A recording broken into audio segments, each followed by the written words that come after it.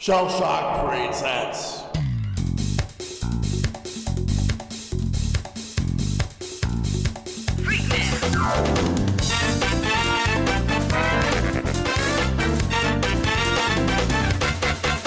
Ready?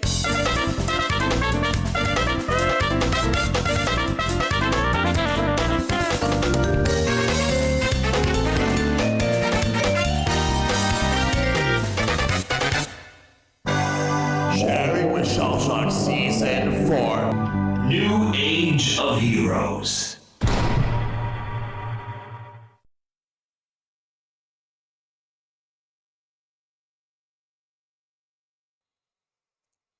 Welcome, everyone, to another episode of Sharing with Shellshock. I am your host, ShellshockPrime, and tonight we are here with a new episode, and I am here, yes. Hi, guys. Hello. Hello. Yep. So we got a new episode tonight. It's Welcome to Animal Crossing. We got 3 returning guests and 1 new guest. So Hito, welcome back to the show. Hi. Thank you for the gun escort. I appreciate. I'm kidding. How's everybody doing today? Don't mind me if I sound nasally. Just a little sick, but I'm good enough to be on artificial camera. It's all good. It's all I'm good. doing great. Yes.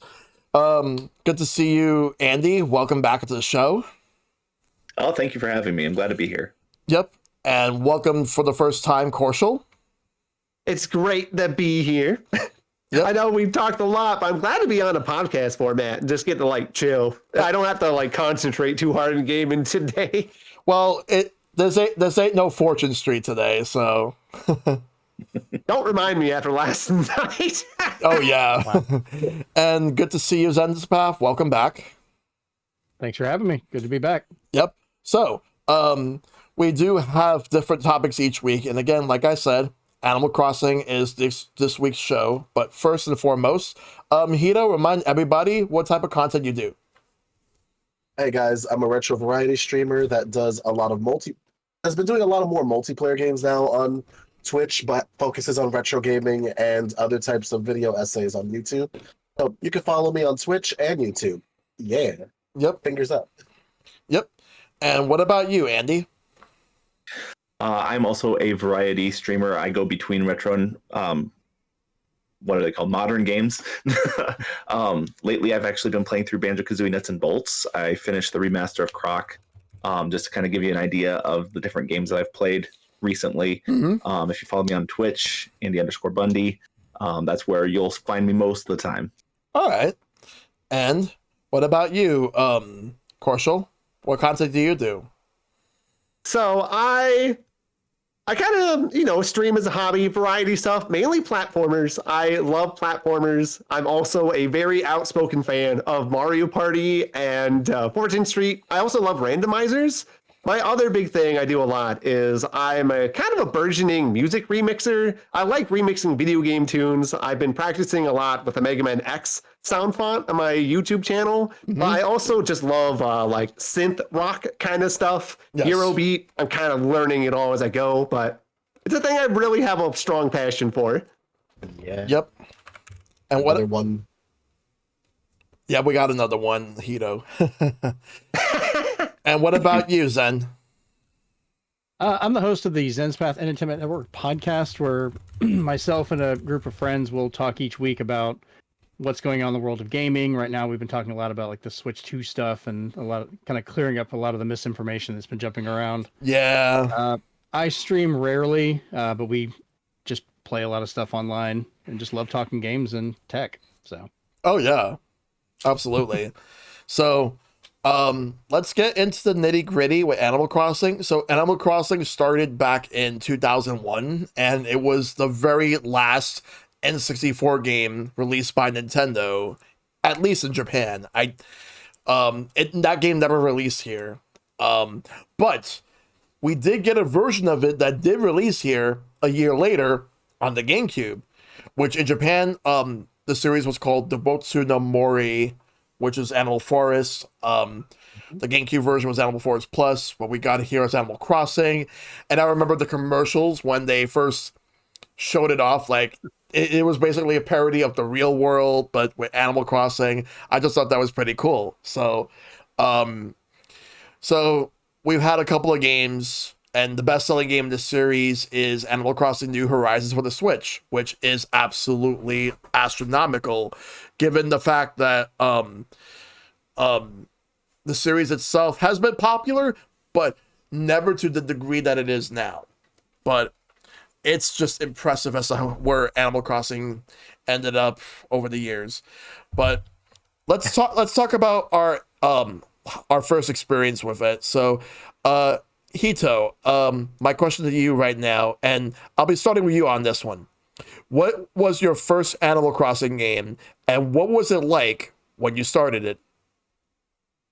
So I have a very good story about this because this existed during the time of Blockbuster. So buckle up. I got Animal Crossing first as a rental from Blockbuster. So it didn't come with that really cute memory card until everything. So there were times I would have to leave the GameCube on. I ordered Animal Crossing for 3 weeks straight and left on the GameCube every single time. My mother knew at that point, was like, I won't turn it off, but it's getting very hot. And I, being the little shit I was, said straight out, you know what would solve me turning off this GameCube? You getting me Animal Crossing. And, you know, with a memory card, you know? That'll make things easier. And I got lucky and fortunate enough, along with Mario Party 5, I ended up getting Animal Crossing and Mario Power Tennis. Ooh. No, not Power Tennis, Toadstool Tour. So that was a fun time. I didn't touch those 2 games for a while because I was still building stuff in my Animal Crossing game. And it took me, I think, about a good 3 months to finally get myself the gold statue after paying all of my rent. But even better, I had all of the tools to do the island. I had the e-reader because of my friends, so we got a whole bunch of stuff, including the Samus print, the NES games, and at one point I somehow ended up getting that Legend of Zelda cart, which you're not supposed to get, but I somehow got it. We have really good friends with Japanese GameCubes, so they were able to pull off some crazy stuff. Yeah.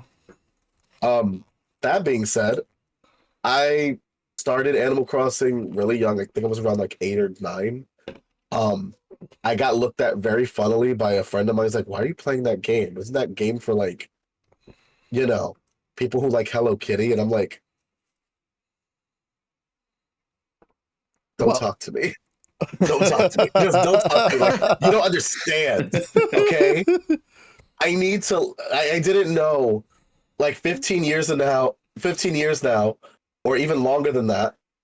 I didn't know that when I grew up that would actually be a real life simulator of what I could actually have, a house. Like, damn, like filling the fantasy. Like, try getting a house now. Now the game is fantasy. We'll just say that. But yeah, I was a big Animal Crossing fan, and then it went to the Wild World in Christmas of like middle school. Then along with middle school, I ended up getting City Folk in high school for the Wii. And then I got New Leaf for 2013. Originally when it first came out, because I think that was like my 4th game for the 3DS. And then finally, the game that came out for the Switch, New Horizons, the day that everyone needed it, when everything was shutting down because of COVID, comes New Horizons. Which actually, funny enough, that was the game that got me to know Shell and everyone else really well. Yeah, that's true. So I owe a lot to New Horizons, and I definitely owe a lot to like the very first Animal Crossing. P.S. Nintendo, please make the villagers mean again. I enjoyed it. I don't know why. There's a sadist side to me probably, but also I'm just like, but this is more realistic. Please, can we have like grudges and stuff? That's all I ask. Yeah, I wouldn't mind that, but that's definitely something I wouldn't mind talking about soon, regarding like the villagers being mean. What about you, Andy? What was your first Animal Crossing? What was it like? Well, it depends on what you mean by first, because I actually didn't have a GameCube or Wii or Wii U. So, but I had a friend who would let me play in his Animal Crossing village when I was over hanging with him. However, my first Animal Crossing that I owned was Animal Crossing New Leaf for the 3DS. I played the crap out of that. Played because that was kind of my one way to escape. I don't remember if I was in college at the time or if it was right after, but something that I could, get away with and just kind of experience. But then the next big thing was I didn't really get into Animal Crossing until New Horizons. Found a Twitch community that kind of was really big into it, and that was kind of where I thrived the most, probably in the Animal Crossing. Mm-hmm. Sounds good. Yeah. Yeah, because... Go ahead. Oh, go ahead. Because I was going to say, like... Because I know, like... There are some people who, unfortunately, did not start with the GameCube one, but they did start with, like, later games, so they never got a chance to see, like, the villagers being mean to you. And I don't know if it would count, but I think I probably saw Animal Crossing first in Smash Bros. Or at least experienced it the most in Smash Bros. Mm-hmm. When they announced, what is it? When did they announce Villager? Was that in Smash 4? Yeah, Smash 4. Yeah. Yes, Okay. Smash 4. Yeah. Yep. I probably got that before I got New Leaf, but I'm not 100% sure on that. Yeah. It's been a few years. Yeah. What about you, Korshal? So I started with the GameCube Animal Crossing, and I remember this really well, in particular to my family, because I have a sibling who's just a year younger than I. So we were always playing a bunch of GameCube titles together in my household growing up. This was a very regular thing. Like Mario Kart Double Dash was often always played. We'd play basically every Nintendo IP under the sun to death. And Yeah. I don't know how this would happen with the GameCube. Our GameCubes had a reputation of wearing out and dying. Yeah. I don't know exactly how, but they wound up being unable to read a lot of really game like resource intensive discs. You get read errors. They would say they wouldn't work anymore. We went through like 4 of these things, but every single time, like we didn't gunk it up by the. I'm going to defend myself. I don't know how we would always make the parts wear out unless we played it too much. But the one game that would always work, because I'm pretty sure it was just a low resource intensive game, with hindsight being the N64 port that it is Animal Crossing would always work on our GameCubes, no matter what. So as all our GameCubes were going to death's door, as we just wore those things out and got new ones every Christmas, Animal Crossing would be the fallback game we could spend hours on. It was the one thing that worked. So I would always have a lot of time invested in there. I was a little bit of a cheat. I definitely had my time travel shenanigans, and we were a household that owned Action Replay. So there was definitely a couple of various codes and shenanigans we did. I definitely harassed my neighbors a bit. I had a bit of a sadistic streak as a kid, be it in Animal Crossing or Chow Garden or anywhere else. Helpless things were near me. But I had a really good time. I remember the rainy day music of that game a lot, because I remember I'd see it raining in game and I'd go, let's just sit and play the NES games inside my little house the whole time. So I'd go in there and do that over and over, even if Donkey Kong, like Math, was not a fascinating game to actually play. I would still decide to play it because I had it, probably because of Action Replay, and I would just go from there. But besides that, my most time spent is on Wild World, because I'd also play with my sibling on that. Bus rides to school with Wild World, quick town visits were very common for us. I've played all the major games on this point. I would say GameCube, Wild World, and New Leaf are the ones I've spent the most time on. But I have very strong memories of City Folk on back when it comes to me playing Animal Crossing. Yeah. All right. Now, what about you, Zenspath? So I've been playing Animal Crossing since the day it launched here in the US. This is my original launch copy with my original memory card. Sadly, the village is not there anymore. That got erased by my kids multiple times. Oof. They were little, they were learning, but I would play this a good bit, kind of exploring, because it was such an interesting concept when it first came out. Each of us would try and build up our own little place in there, and of course you couldn't do active multiplayer with each other at the time, so it's a lot of back and forth, and I take the memory cards to friends' houses to mess with and do all that. So whenever it eventually moved to having online or even local functions with some of the later games, that kind of opened up, I think, a lot of the stride for Animal Crossing, where you can actually make communities with it instead of just like, here's my village or a ghost of my village, so you can look at it but not touch anything. But it's always been an interesting series for that I've been lucky enough to be able to play with my family, as they grew up over the years. So yeah, Animal Crossing is definitely a lot of fun. As you can see, I've played a lot of them. This is every one of them they've made. Yep. Including the Japanese one. Yep. I have no idea what they're saying, but I had to get a hold of it just to try it. Still has the guy's village on here, so some Japanese person, I'm running around your town. Sorry. Well, so here's my experience with Animal Crossing, like how I started. So back when Nintendo New York used to be the Pokemon Center, I remember like they were selling, in addition to Pokemon games, they were selling like first party Nintendo games because Pokemon is always associated with Nintendo. That they had, because I remember people were going there to play Super Smash Bros. Melee during this time period, or like this was like in 2002. I remember going there, and I wanted to get a game for my birthday because my birthday was coming up, and I remember seeing Animal Crossing there because the first time I've heard of Animal Crossing, I was looking up a bunch of random games coming out for the GameCube, and there was a listing that said Animal Forest Plus, and I didn't know anything about it. Then I remember like it said that it was an updated version of Animal Forest for N64, which at the time I never heard of because it was only in Japan. So then I started seeing previews of it on Nintendo Power, and I would see advertisements, and then I would see commercials for it where they parodied the real world. And then I got the game, played it, and I remember playing it for a while, and then my brother took the controller, and then he got more obsessed with it. It was my game, but he was the one who got more obsessed with it than I was.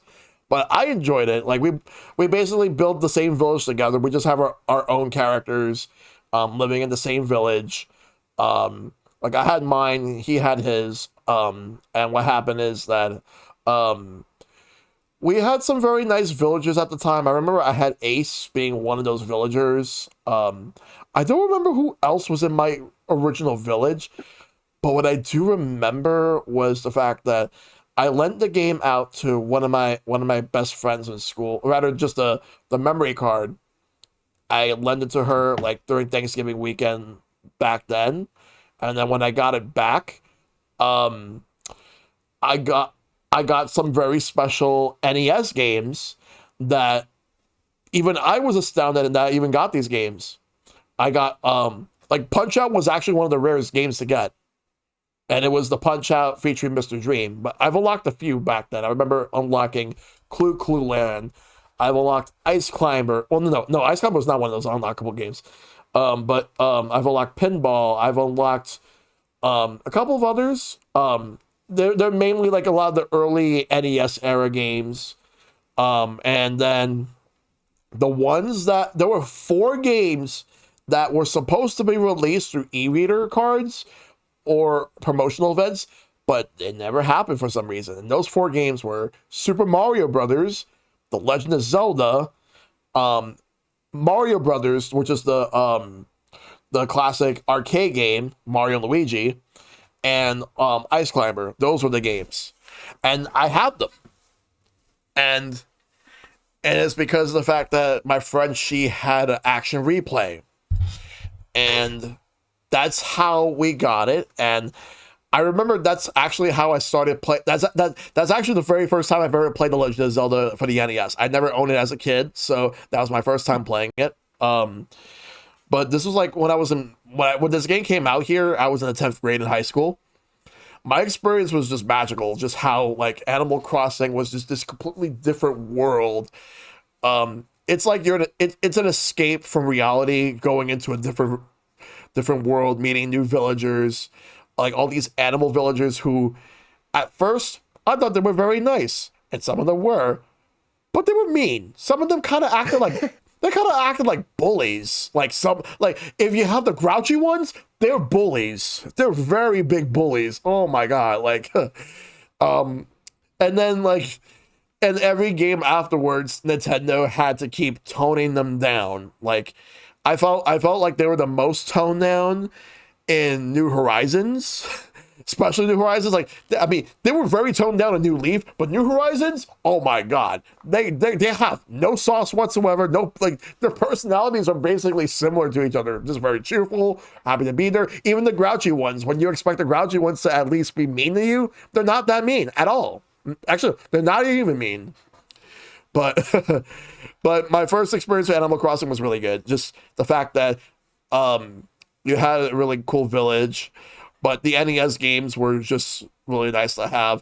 And having to work for Tom Nook, which little did I know, I would learn to realize that Tom Nook was actually evil.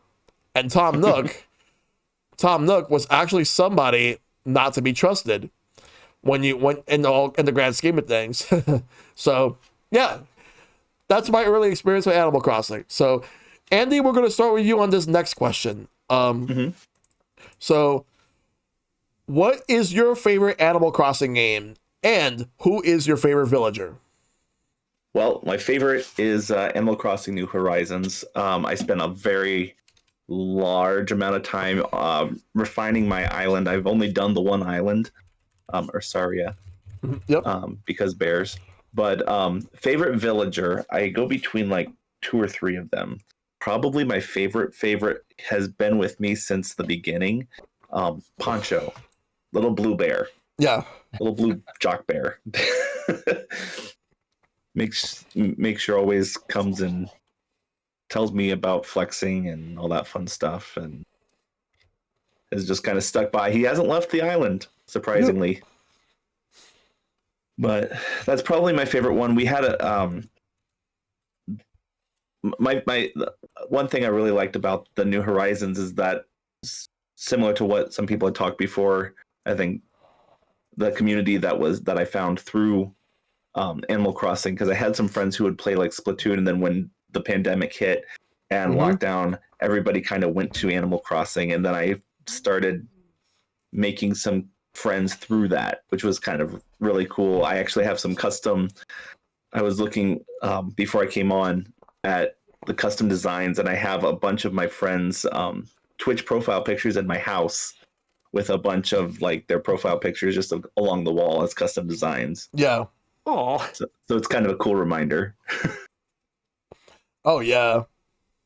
Just having all the customizations. Mm-hmm. Now, Korshal, what's your favorite Animal Crossing game, and who's your favorite villager? The game is tough. I was thinking about that. I probably prefer New Leaf, I think, the most when it comes to like the features and the feeling of the town. I do really love the snark of the GameCube original, because like I know you're talking about their personalities and about how in New Horizons everyone kind of has the emotional resonance of a damp sponge by this point. Yep. But I think New Leaf gave me all the customization options that I wanted to, but importantly to me for world building is that it felt like the shops still had like narrative structures to them, because like the shops have no plot line by the time you get to New Horizon. And I really liked Tom Nook basically going through like almost a midlife crisis style scenario in a lot of the prior games as his shop gets expanded, if I remember right. And I think I have that memory right, where he's just like, yeah, I'm kind of like sad about business for a while. And it's just like, it's okay, bud. You're going to continue to capitalism just fine. So I liked it felt like the world had a little more cohesion to it, where Horizons is kind of just like a design sandbox for the player. And that's fine if you really want to get deep into customizing your own island. I've seen really great designs come out of it. But I'm more like a guy who just wants to exist in the world more than like craft the world. So I like the older titles spent kind of more with the world building, and New Leaf had plenty of that too with all the NPCs. As for favorite villager, one, it's two choices, but I think my heart first place goes to Pecan, because she's been my like lifer of a villager. Every iteration I played, she's wound up there, my little squirrel friend. Apollo's a close second, but I liked Pecan because it just like, especially in the GameCube days, you're talking about, it seems like these snooty or these grumpy villagers wouldn't ever give you the time of day. You're always messing things up in their eyes, according to them. Complete tsunderes every single day. But as soon as they acknowledge you in any bit, you're like, I'm ride or die with you now. You just acknowledge me as a friend. I'm never leaving you. And Pecan is one of those for me. As soon as she showed up my New Horizons island, I was like, we're off to a good start. She's here. Life is good. I have my squirrel friend. Yep. Yeah, Apollo's a great character. I love him so much. My little eagle man. Wolfgang as well. I like a lot of grumpy guys. I'm sad they're not as grumpy as they used to be. Yeah. What about you, Zen? What's your favorite game, and who's your favorite villager? So New Horizons, I think, is the better one for a lot of it, because as you were saying earlier, it is all about customization and building up the world, and it's been nice being able to do that and share it more with people. But I think I probably put more time into like Wild World when that first became a portable thing where you could just take it with you, pop it open, run around and do stuff, and that just changed the whole playing field for it. But as for villagers, I've got three that I like the most. First off is Tortimer. I know he's the mayor. He's not a normal villager, but I love turtles. Yep. Turtles, tortoises, sea turtles, whichever kind. Me too. And I love the fact that over the whole series, he has gotten older, retired, and now just chilling out on an island. Like, he's just like, all right, it's not my job anymore. I'm done. I'm just going to go have a drink and chill out for a bit. Yes. So that's been great. But for actual villagers, I know I saw somebody else in chat earlier that pointed it out, but Rolled, that little penguin. Yeah. My oldest son absolutely loves penguins. So when I first ran into him on the GameCube, we always kept him around, and we've managed to find him every time since then. I think he's in my current village now. And then the other one, who didn't show up all the time, but has been most of them, is Sprocket, the robot bird. Oh, yeah. The little robot ones they make, I always really enjoyed. So I have him running around my current village as well. Mm-hmm. So, yep. Yeah, those are some really good villagers to have in your village. What about you, Hito? What's your favorite Animal Crossing game, and who's your favorite villager? So my favorite is technically my first one is technically the GameCube one, because again, it's what really brought me in. I spent the most time on it, and heck, I had like about 3 to almost 6 different memory cards, and I would just trade amongst friends with stuff. Mm-hmm. But even more so on that, I do have a special place in my heart for City Folk, because we solved an internet crisis shit that was going on with the Wii for a majority of us. They were in different states. Yeah. And we got to basically be the first ones to test out the new internet stuff going on. Ah. It was fun. But favorite villager. So when it comes to the original Animal Crossing, my favorite villager was Vladimir. Only because, Bear Cub with a very mean motto brow just reminded me of Ed from Ed, Edd and Eddy. And all I was just, every time when I saw him, I kind of kept hitting him with the net, and I would play that sound effect going, so that was a fun time. But my overall favorite villager is Stitches, because he got released in Wild World, and that was when I was like, I want this. I want. Can I get plushies of Stitches, please? I would love that. I know they have to have plushies of Stitches, but still. Love Stitches to this day, and I'm happy he's still even in New Horizons. So I was like, oh, My baby, my Yep. sweet, sweet child, my sweet falling apart but still lovely child. Life is not perfect, but you know what? You are.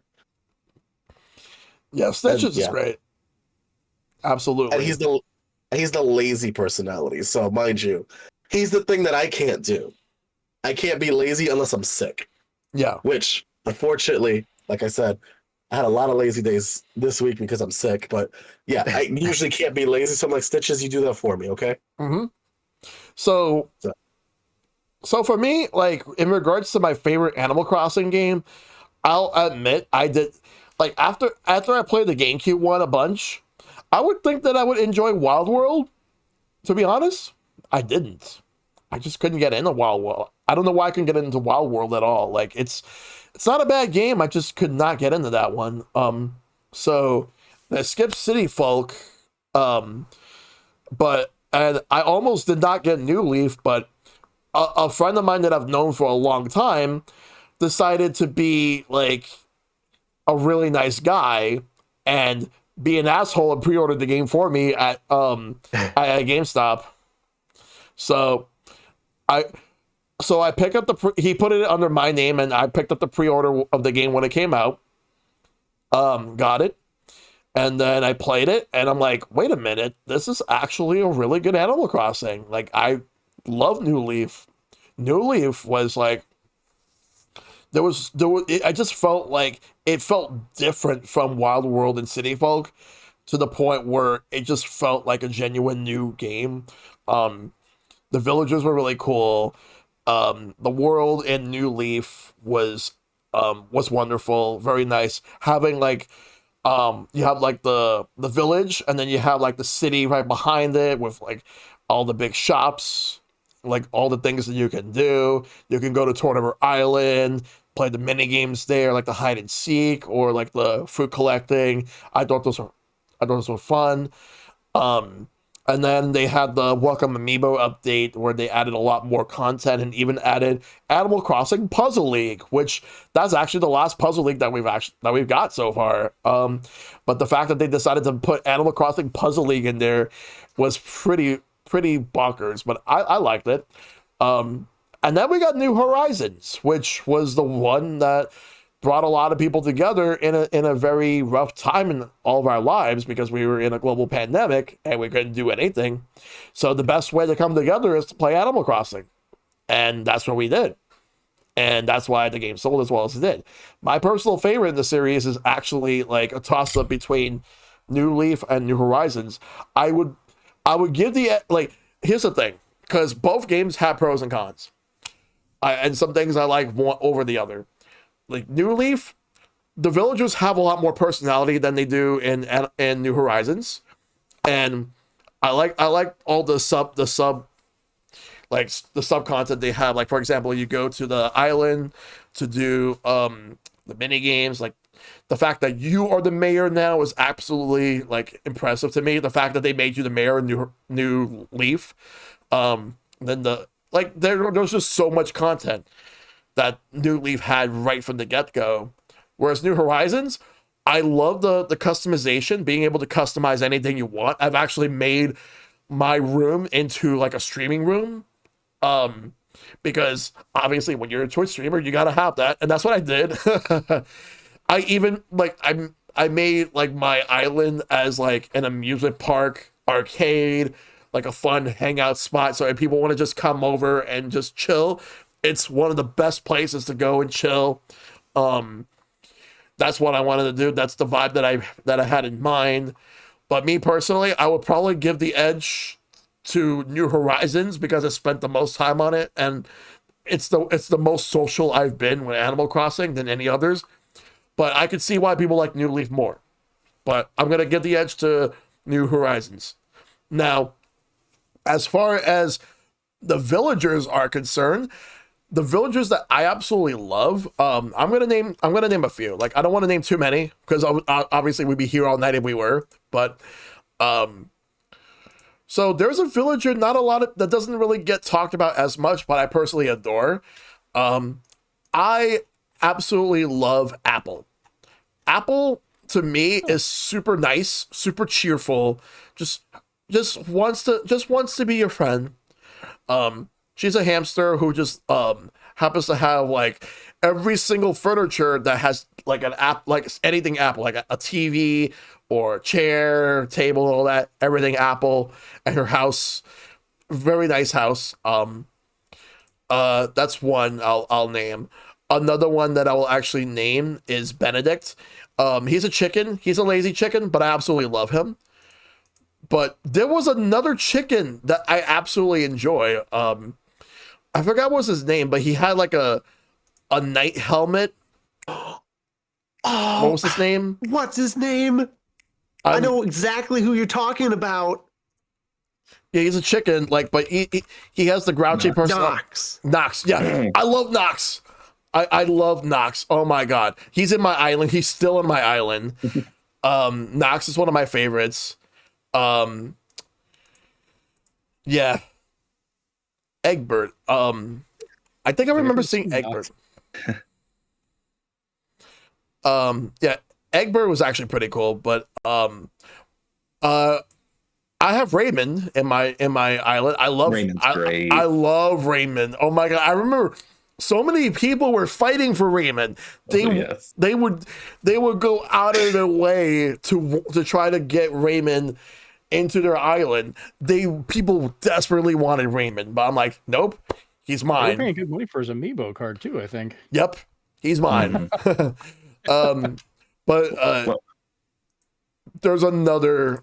Well, I also agree with Apollo, Korshal, but there's Good taste. There's another that has stolen my heart the moment I've seen him. So how would you guys feel about like a cow that happens to have a shirt that looks like the one from Guy Fieri at Angus? I love Angus. Angus is great. Yes. He used to be on my island. He's on my island. I love him. He's great. One of my favorite villagers. And the only disappointing thing about Angus is the fact that he's not going to take me to Flavortown. But hey, beggars can't be choosers, I guess. But yeah, Angus is one of my favorite villagers. He probably maybe is my favorite villager. But other than that, well, did you ask him to? I did, and he could not really give me a straight answer. It's not exactly a no, but he just doesn't seem like he's gonna be interested in doing it. But he is Flavortown. Yes, I agree with that. So that's my favorite Animal Crossing game, and that's my favorite Animal Crossing villager, Angus. So now here's a bigger question: have any of you participated in the stock market by purchasing and selling turnips? Korshal, we're starting with you on this one. Leading up to New Horizons, no, I barely knew what this was. You'd see the sale come around. I remember buying it a couple times because I was just like, I don't know what this is, but I'm going to do it when I'm a kid. Mm-hmm. And then they go bad. I didn't know you're supposed to sell them. I didn't know they were like exclusively for selling. So I'd just be like, all right, this is a waste of my time. Clearly, I don't know what I'm doing here. And I was finally of like the mindset to know of the stock market when New Horizons came around. And for like 3 months, I went deep. I found that tracker that was made online that started doing the estimated forecasts once you're a couple weeks in, and you like note the morning and evening prices for everything. And I was like, fully committed until money became a laughable object in that game. And I was just like, well, I have several mil in the bank now. I guess I'm good. But for like those several months, I was hard committed to checking morning and night to make sure I knew where everything was sitting so I could maximize the revenue and just like max out getting a house like paid off and as large as possible and getting any furniture I wanted. It was really fun. I don't think I'd do it again. That was a lot of bookkeeping, but for the time that I did it, no regrets. Yep. What about you, Zen? Your turn. Have you participated in the stock market? Yes, to an obsessive point before. I messed around with it in previous ones, but I agree. Like in New Horizons, it hit a whole nother level where we had groups set up with group chats where we would be like, all right, we're in different parts of the world. What are your numbers when we get up in the morning? What do we got going on? Mine's selling at this low a point, and oh, my one's, selling at this high a point, and just going back and forth. And yeah, I've gotten to the point I have so many bells. I funded all of my kids playing it. I was like, all right, here you go. I'm just going to give you all a bunch of money so you can just play it and enjoy it and never worry about it again. So it served its purpose. I don't think I've done it since, but there was a while, if you visited my island, there were those turnips everywhere, just laid out everywhere, just to make room for them all. Mm-hmm. But yeah, it was fun. It was an interesting time. Once again, like with COVID and everything that happened, this hitting at that perfect time, it also just kind of fell in to that perfect storm. We'd have groups searching for stuff on Twitter before, well before it became a hellhole. Yeah. We'd have a lot of conversations, getting people you would not expect talking about, like, posting, here's my numbers of what I have, and people are like, please give me a room code, let me join, let me come in. I'll leave you tips. Like they would come in there and have like a little area that, if you did stuff, you could just drop a tip in there, and people would leave bags of bells and leave, and I'm like, all right. Yep. Now, now, what about you, Hito? Have you participated in the stock market and bought and sold turnips? I can say I've done that since the GameCube. I found out through friends of mine that you can sell turnips and get them for bigger prices later on down the line. However, the GameCube version of it was not really the best. Mm-hmm. The best I would say that was very rudimentary was somewhere between the Wild World and City Folk, because Wild World was still like enhancing their thing. And like, mind you, there were times that Joan, you can easily see her if you go to a town that's still on Sunday, so you could go there and pick up the stocks and then get them the next day. Because my friend loved to time travel, I was like, well, I know what I'm going to do. Is it Sunday in your town right now? Yes. Well, is Joan in your town? I see her. Cool. I'm going to buy about 50 stonks right now, and I'm seeing in my town my turnips go up to about 407. So, let's do that. Yep. But honestly, like, I was younger and didn't understand it as much. New Horizon was the one where I literally was like, I understand this now, and now we're great. Yep. But I didn't understand it that well in Wild World and City Folk. City Folk was actually, so TLDR, City Folk was just Wild World pasted on for the Wii. Because a lot of things were looping back, like for example, your friendship with people and such. So a lot of things loop back. And one of the other things that actually had a tendency of looping back were turnip prices. So for example, if you were one of the people who time traveled, which unfortunately for City Folk, I did time travel, sometimes the prices will still remain the same. Because there was some wrong coding for City Folk. So it was basically Wild World copy paste for the Wii. Yeah. But that's everything. I used to do stonks. Yep. Andy, what about you? Oh, yeah. No, I didn't do it in the 3DS.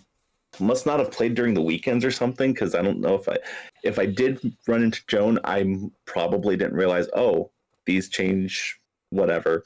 When I hit New Horizons, I was in the community, as I mentioned before, and we used that turnip exchange site like crazy, where we'd keep track of ours, and then we'd have a whole Discord of, oh, my prices are this today, and my prices are this today, so let's go to your island, and let's go to your island. So yeah, we min-maxed it a little bit. I might have maxed out my bells at one point. The bells, yeah. So yes. Well, so also, I don't know if you noticed or if you knew, now it must not have updated recently, but on the Switch Online app, the Nook link, it actually, like, in your newspaper would tell you like what the stock points were for each. They added that later, and I'm like, if that would have been there when the apps start, or like when New Horizons started, I probably would have been looking at this like weekly. Yes. Yeah. Yeah, like I remember like when we started okay, so before I get to New Horizons, because I do have a lot to say on that, I'll admit the first time I've ever actually participated in this whole stock market thing was actually a New Leaf. I didn't do it in GameCube. I didn't understand it back then, and because I didn't play much of Wild World and I did not play City Folk at all, like wasn't until New Leaf when I did this. And I remember having days where my friends and I were like go online and check out like whoever has the least amount of turnips and whoever had like the least like the lowest turnip prices.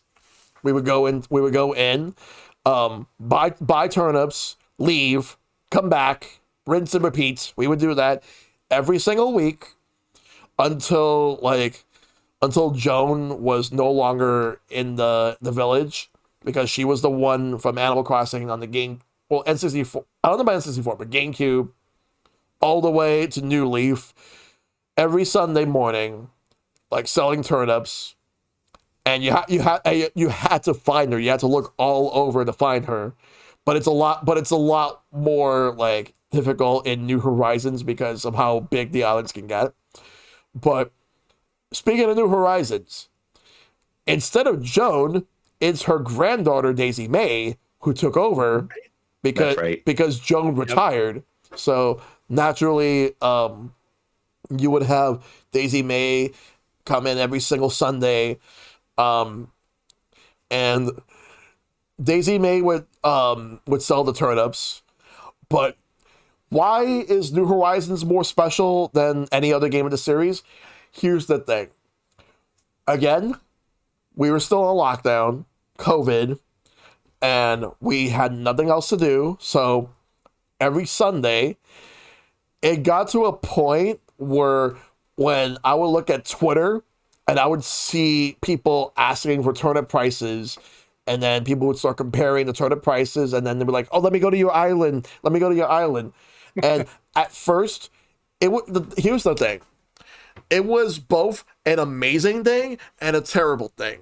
It was amazing because people would at least let you go in and you would go and buy all these turnips, then leave, come back, and all that.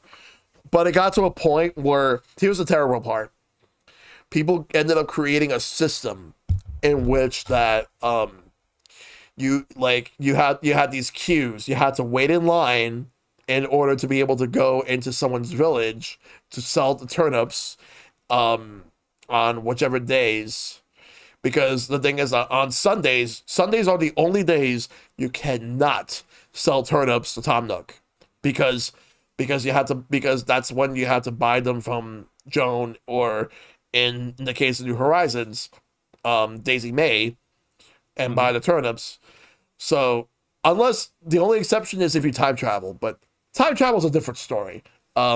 Anyway, so you have to wait till Monday to see what your turnip prices are. If your turnip prices are very low, you can sell in your own town, no problem. Or you can hit up any of your friends.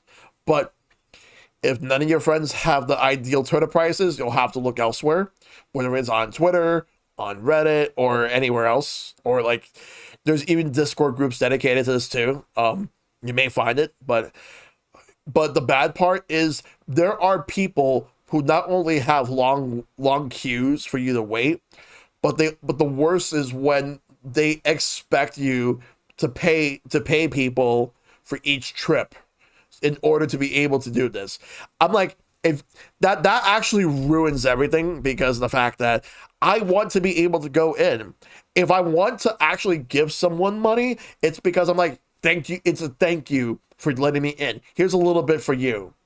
But if you're forcing people to pay up in order to get like to sell their turnips, or in some cases buy turnips from Joan or Daisy May, then no, I'm not going to go to your island. I'll go somewhere else.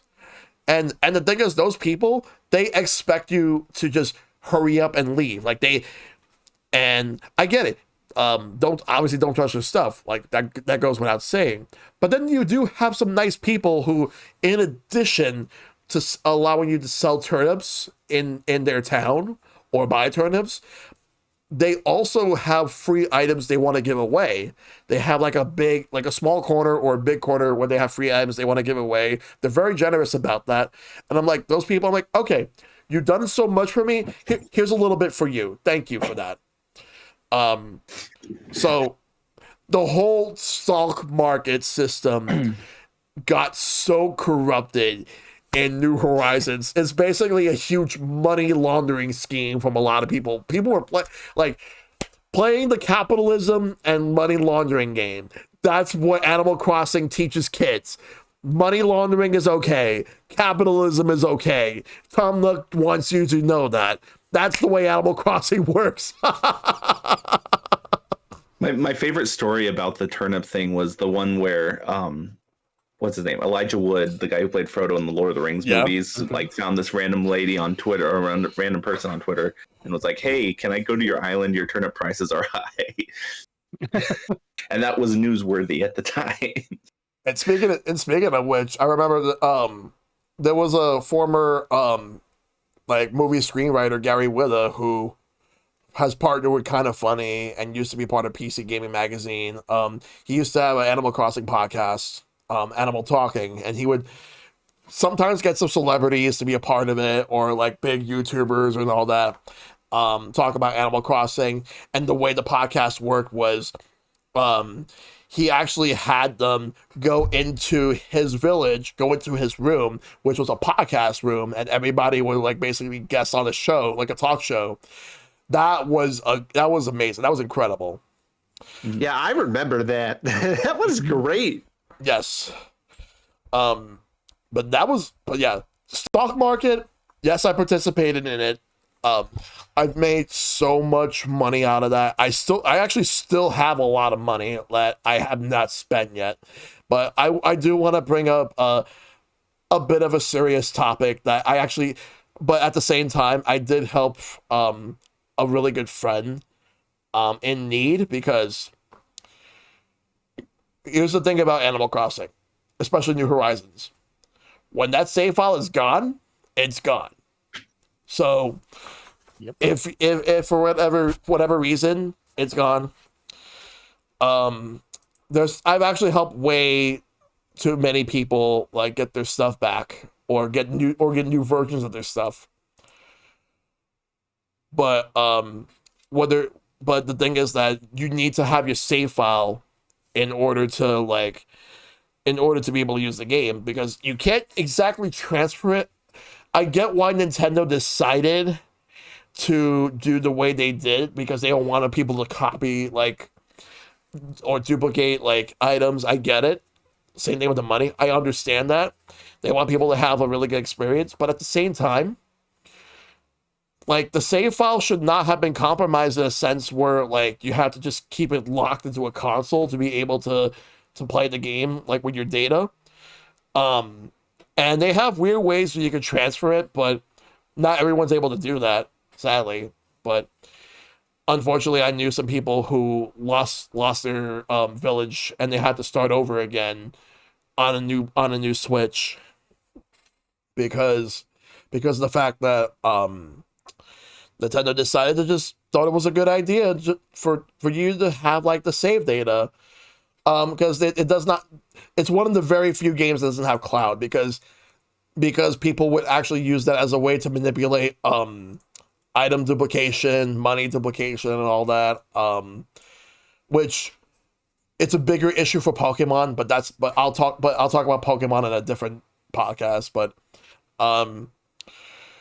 the reason I bring this up is because a good buddy of mine, Wolfie, she lost everything in a fire back in the end of 2022, and this also included her Switch. So I took it upon myself to help her get a lot of stuff back for Animal Crossing. like because she ended up having to get we got her a new Switch, and she got Animal Crossing again, so we made sure she got everything that she needed, like because I had a lot of money saved up from the stock market for so many years, and I decided, like, you know what, here I have like a lot of duplicate stuff, well, not by duplicate I mean like extra stuff that I've been going around different islands, getting different items in general that people will want, and at first she thought that it was small stuff, but then it's like I kept saying I'm not done yet, and I keep going back in and out and keep saying I'm not done yet until I was done for the day. I still have to give her some more stuff, but I do have a ton of things I haven't really used, because let's just say Animal Crossing, all will not be lost as long as you have really good friends. If you have really good friends that have a lot of money, have a lot of items that they can help you with, all will not be lost. That much I can say. So the next thing I want to bring up is, what do you want to see in the next Animal Crossing game? And Zen, I'll start with you on this one. So we actually talked about this a little bit before we started the show, kind of discussing some of it, because speaking of the game saves moving over, which they've always had some restrictions on moving those for different reasons, like for the original GameCube memory cards and stuff. But the for the Switch 2, they have talked about when you move the saves over, Animal Crossing will move. It'll move to the Switch 2, but it's the only save that won't also be on your original Switch. The other ones will remain. And I thought about that. I was like, if you moved it over, it'd be kind of cool for a newer one to be able to access that. Like, say we could have a new city area or whatever they decide to do for the Switch 2, but maybe you could take a little boat ride and go to your original island and have that playable, have that kind of existing in there as well.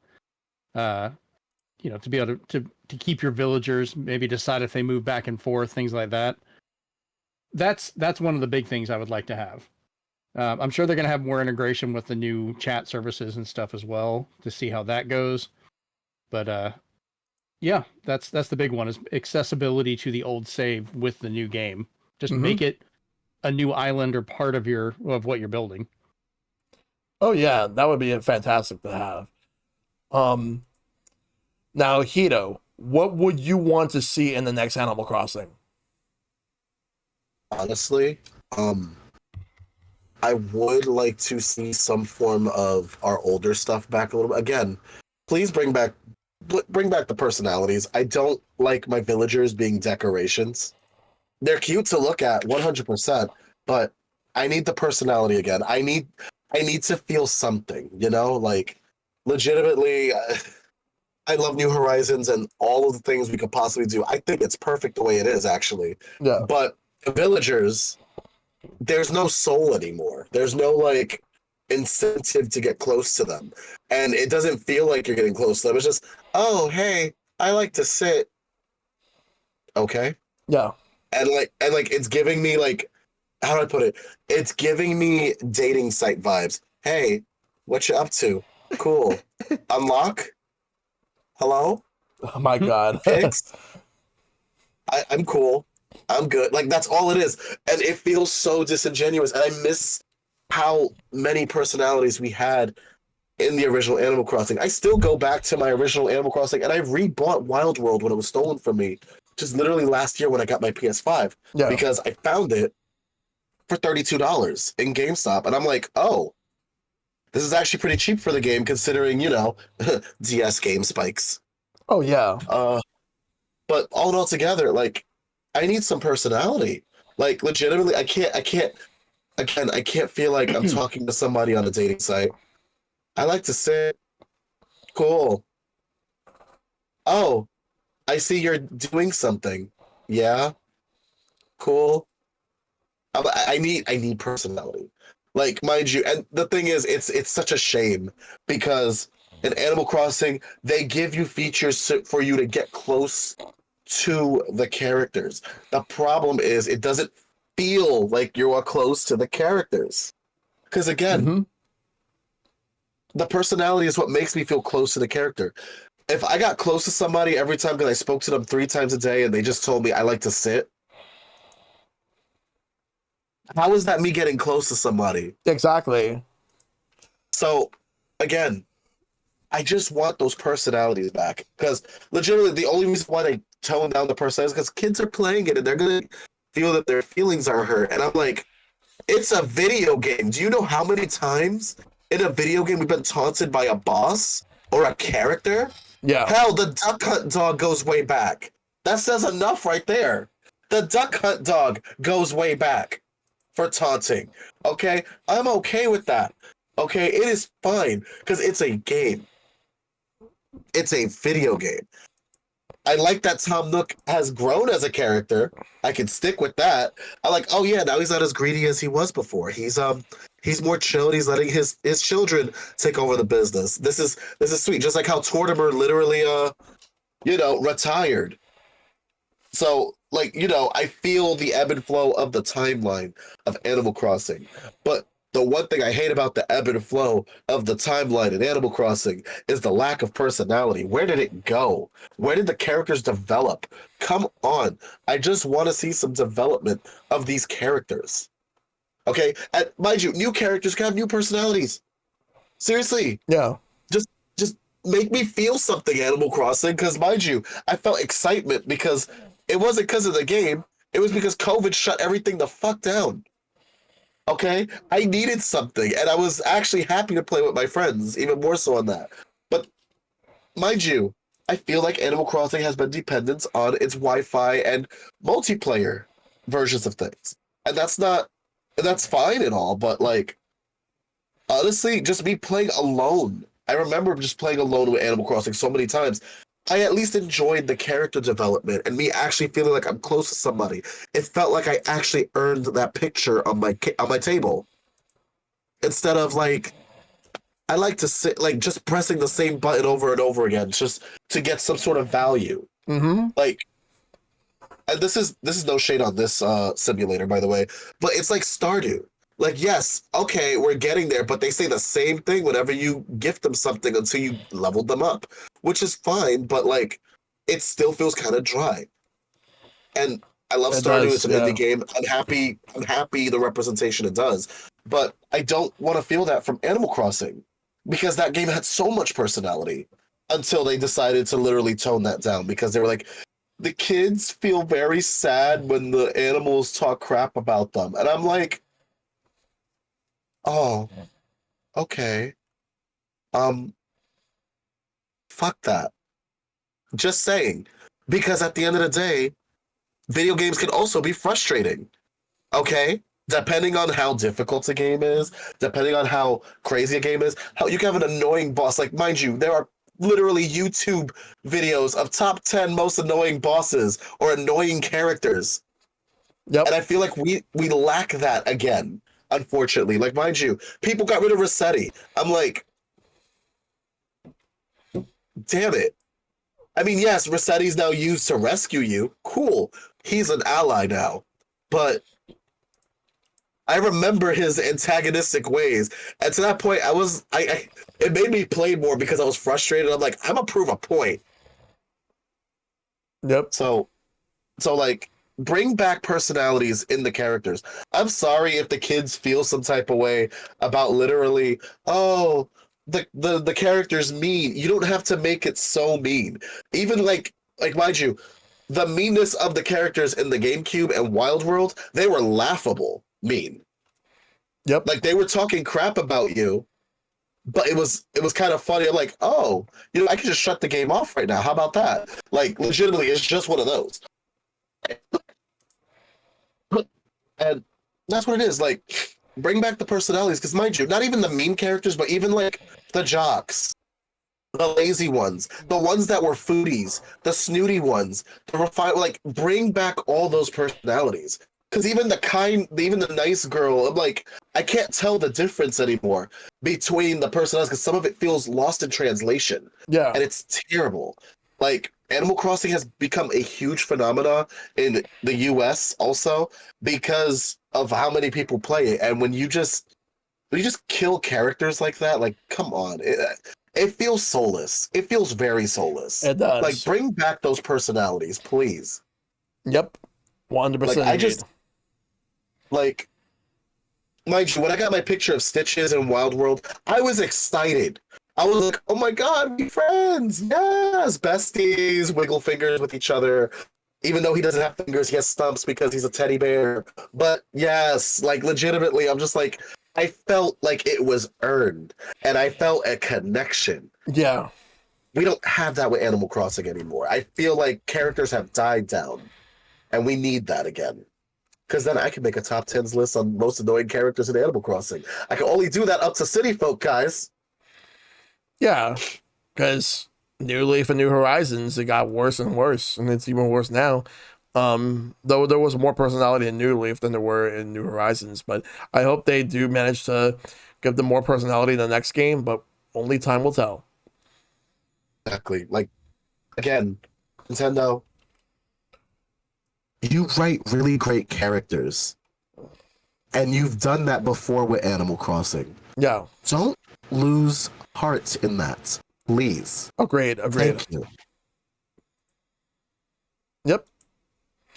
All right. So now the next question. Actually, no. Andy, you're next. Same thing. Would like to see in the next Animal Crossing game? Yes. I would love to see two things on the same. What Hito said. I want to see Rossetti come back as Rossetti.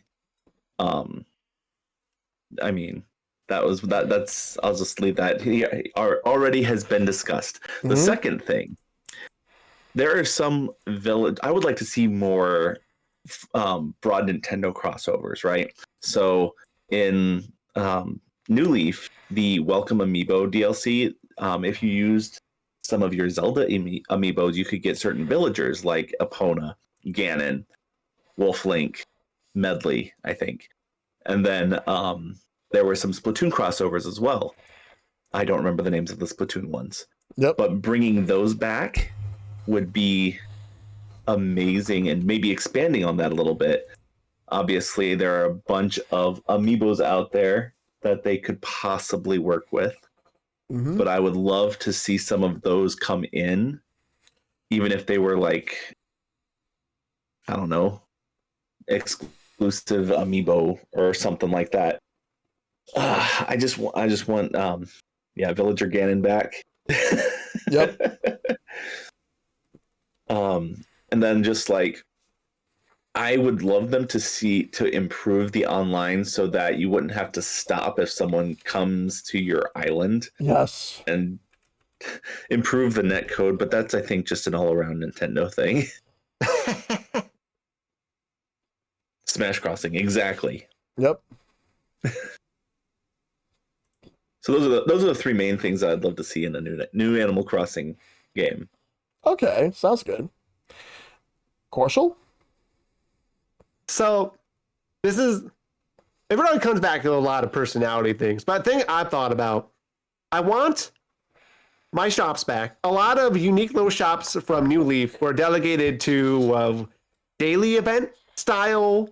Like, somebody's here on this day of the week. Here's like Leaf or something.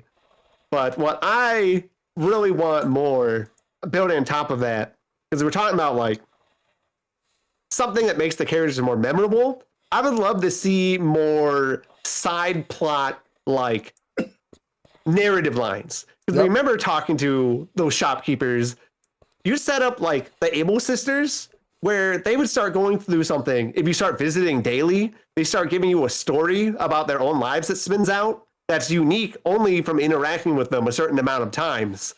And you get more of it the more you would visit. So it gives you a reason to return and not just buy a thing, but like interact with the NPC. I want to see that done with villagers too. Like, if it's just a one and done, like, here's a unique problem to them, like, or to a category of personality maybe, or some sort of spin for like an aesthetic. It would take a lot of writing, and there's a lot of villagers, so this may not be the most feasible thing. But imagine if most of the villagers had some unique little like want or like background narrative that they start talking to you about. the more you actually open up to them. It's not just like raising the friendship and we'll change a couple of responses sort of deal. Just like, holy, Pecan has a unique problem that's only to her. Or like Apollo's got some sort of weird old man bird problem that's going on that he really like just wants to vent about because he's just a grumpy old guy and it's not like that big of a deal, but it kind of is. And he just needs a shoulder just to like be old at and vent at for a little bit. That's uniquely him. I want something like that that really puts an exclamation mark on each of the villagers. Because, like, you could elevate it so much if, even if their default attire is just like, I'm a business type person, and be like, oh yeah, we want to do something with like the Nook brand, but they aren't really like playing ball or something. Like something comedic and kind of lighthearted. And not really too deep because, you know, it's still just like a family game at the end of the day. But something to really put the spin on, like, I remember Kyle, the wolf, the musician, is actually a guy I really like too from New Horizons that is on my eyelid. And I would love it if he just had something to talk about, like, involving his music career or like going to some gig, maybe something with like a ride for a little bit. So, like, a really personal little twist on each of like, here's my personality quirk, this is what I do, or like, I'm the robot frog, and it's like, well, what type of problem is unique to the robot frog? And that would be really fun to give the villagers their own unique little plot that like maybe ultimately they give you their photo over once you talk it through with them. Maybe you get to pick some like text options as it goes along, something that's not just, oh, you hit X amount of friendship, here's the photo. It's like, no, actually, you were involved with this important little segment of my life. Here's a photo because you helped out. You mean something to me. That would give it so much oomph. I would love that, and it would fix the personality, like, drought that we hit in Horizons with our villagers by giving us a little more of a unique spin, and then everyone gets unique stories by doing this because, you know, we don't all have the same villagers. So we'd be able to talk to each other about the villagers we really bonded with and go like, oh yeah, Wolfgang had this kind of scenario. Or somebody else is like, oh, Nox had this. He's trying to slay a dragon as a chicken knight. It'd be like, or at least delusions of doing so. It would be really fun to have that. And I think that'd be great world building. Yeah. That'd be fantastic to have for sure. Sorry, I just wanted to say, when you said Apollo, an old person problem, I'm like, arthritis. I don't know why it just came in my head. Because he said he needed a shoulder to lean on, and then I was also like, oh, I was like, also music with Toda KK with the music personality. That'd be nice. Yeah. Yep. Would KK Slider just do the whole thing? Amazing. I can see that. Yep. Yeah, you get it. Absolutely. So in terms of what I want to see for the next Animal Crossing, in addition to what everybody said, what I want to see is, well, I would like for them to bring back Tortimer Island and bring back the mini games that were in New Leaf, and also add some new mini games to that too. That's number one. Number two, my idea for the next Animal Crossing. So instead of you being a mayor, imagine you were president of a country. It'd be Animal Crossing country, and you can actually go to different towns, different cities. You could be able to meet more villagers. You could be able to see how everything else is run. Many of which could be like your friends who, like, you could be visiting through Wi-Fi, or like, oh, well, just online in general. Or also, another thing I would like to see in general for Animal Crossing is bring back multi-storied Tom Nook shops, because they limit it to 2 stories in or rather, like they limit it to 2 upgrades in New Horizons. I want there to be more than that. I want 10 upgrades. I'm spoiled. Give me a mall. I want them to give me a mall. Like Tom Nook has a mall, the biggest mall you could ever imagined. Bigger than something like the American Dream Mall or the Mall of America or something. Something bigger to the point where you have practically everything. Tom Nook, to take advantage of that, give me next level capitalism with Tom Nook. Like the most capitalism that you can possibly give me. Also, bring Daisy May back with the stock market, but have a bigger system. Have like a system where you can actually control like your queues on when like people come in and all that. But also another thing I want to bring up is, yes, design your own shop. I agree with that one. But how about oh god, Turnip Wall Street. If we actually had a Turnip Wall Street, like I don't know what to say. Let me think. Another thing I would probably ask for is like, I understand that they want to try to limit the amount of like try to like not like let people duplicate like items, duplicate like money or other like objects within the game. I get it. I understand their point because they want people to have like their own experience and get everything on their own. I totally understand that.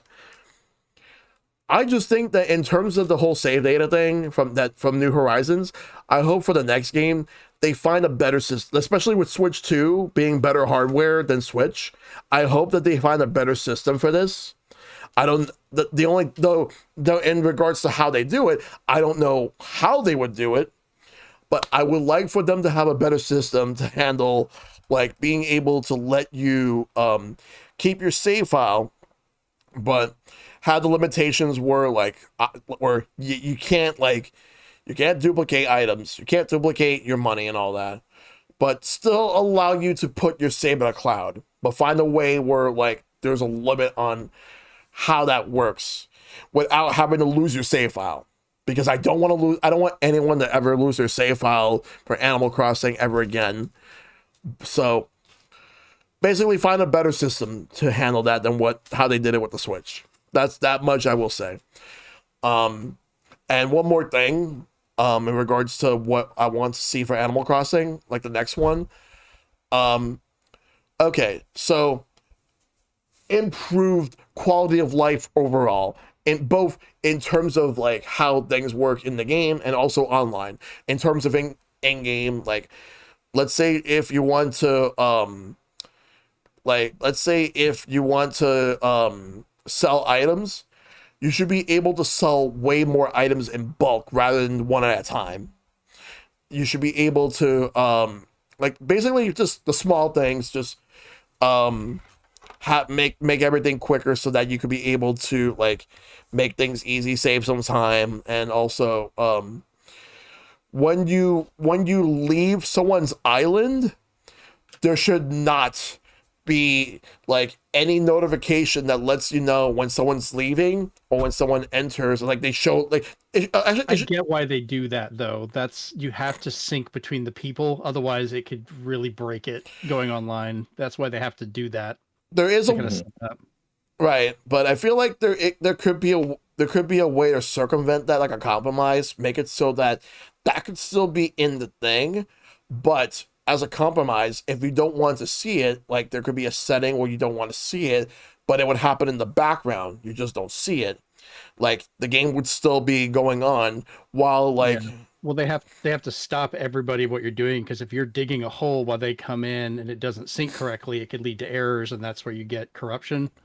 So that's why it has to stop everybody and kind of move along with that. It sucks, but that's kind of the necessity with everything, all the mechanics going on between everybody.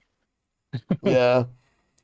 Also, and also like a better system for like when you're actually online with people. Plus, also have more than 8 villagers.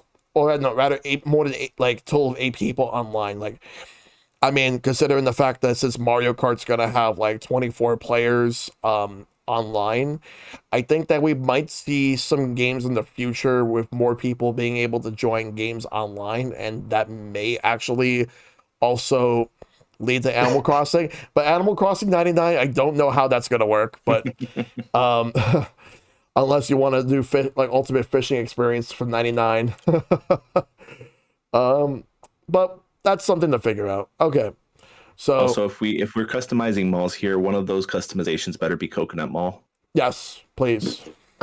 Yes, please. Yes.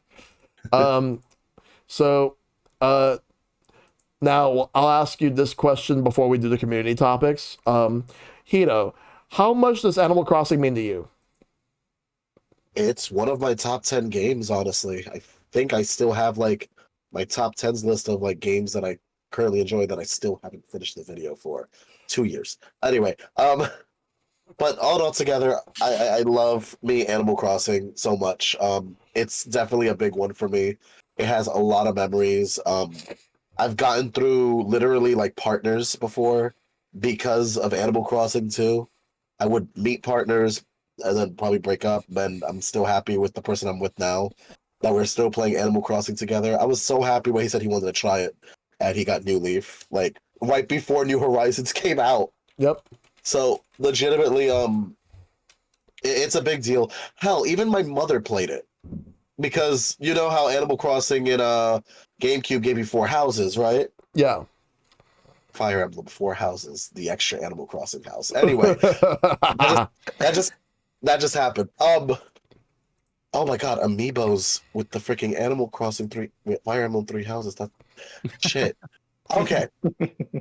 On to something. Nintendo, pay me. But back to what I was saying. Give me a Switch 2. It will be even.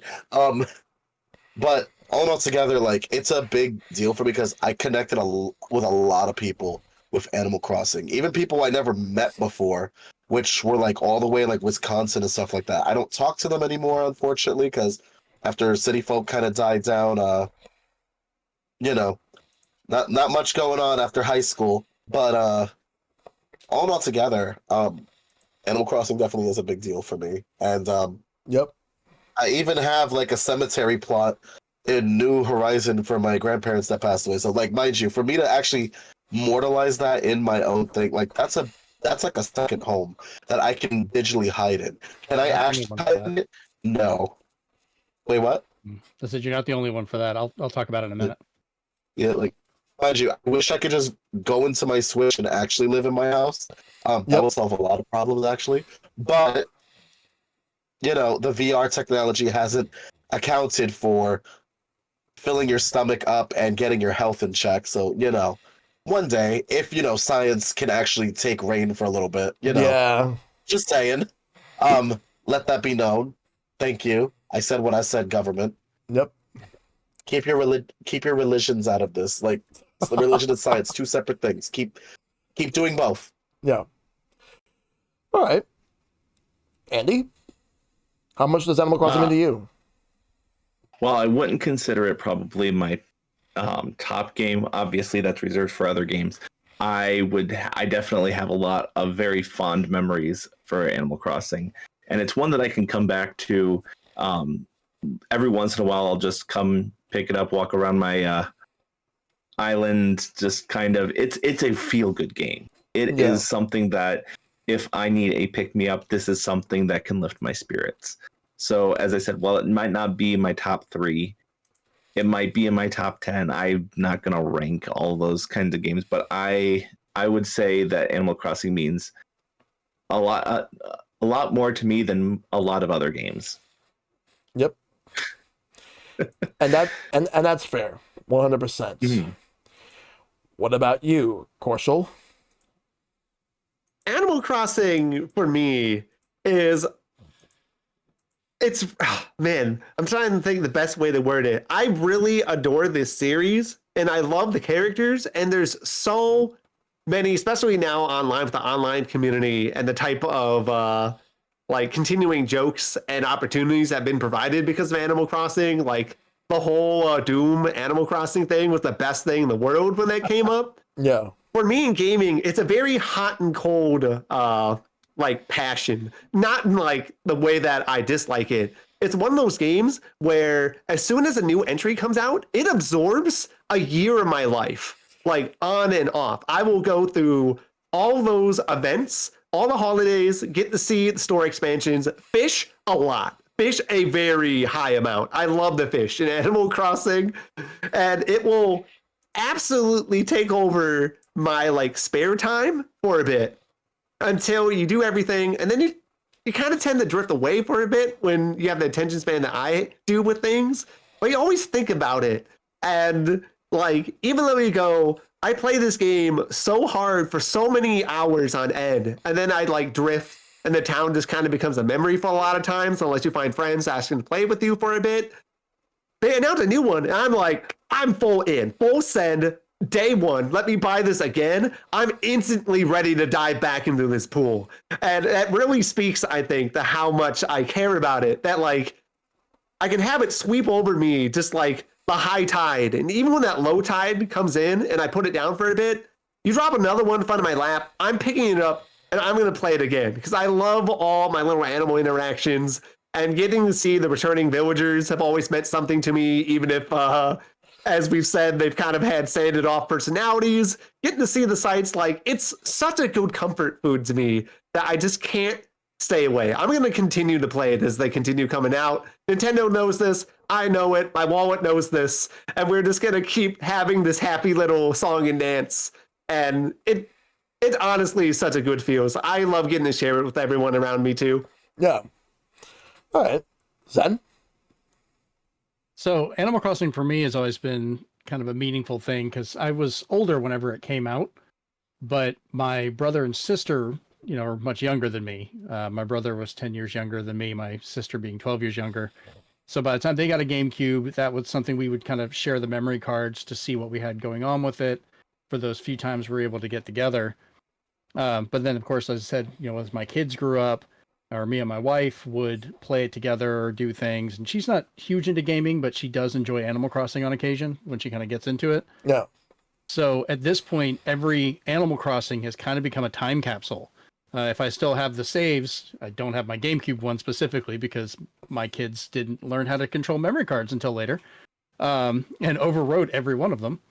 But for the other games, I still have those and I can go back and see what was going on at that time, be it, you know, letters that were written or how everything was set up or who was there. And then in New Horizons, it's gotten to the point for that going on. Hito, like you said, I've got 2 memorials that are in my village.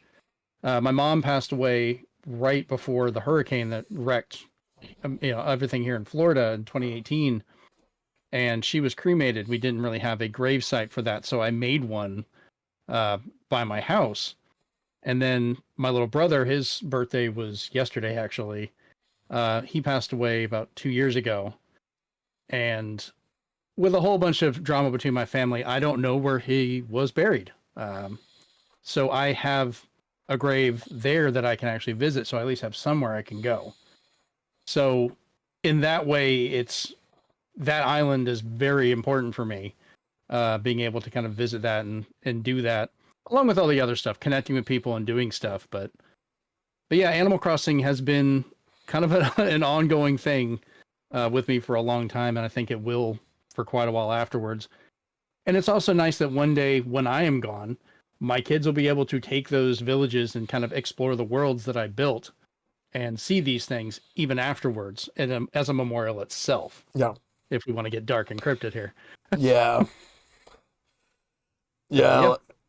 Like, honestly, that actually reminds me, I really do need to actually do that, especially since I did recently lost a friend of mine like a few weeks ago. So I need to put something up to him as a memorial for him the next time I go on to Animal Crossing.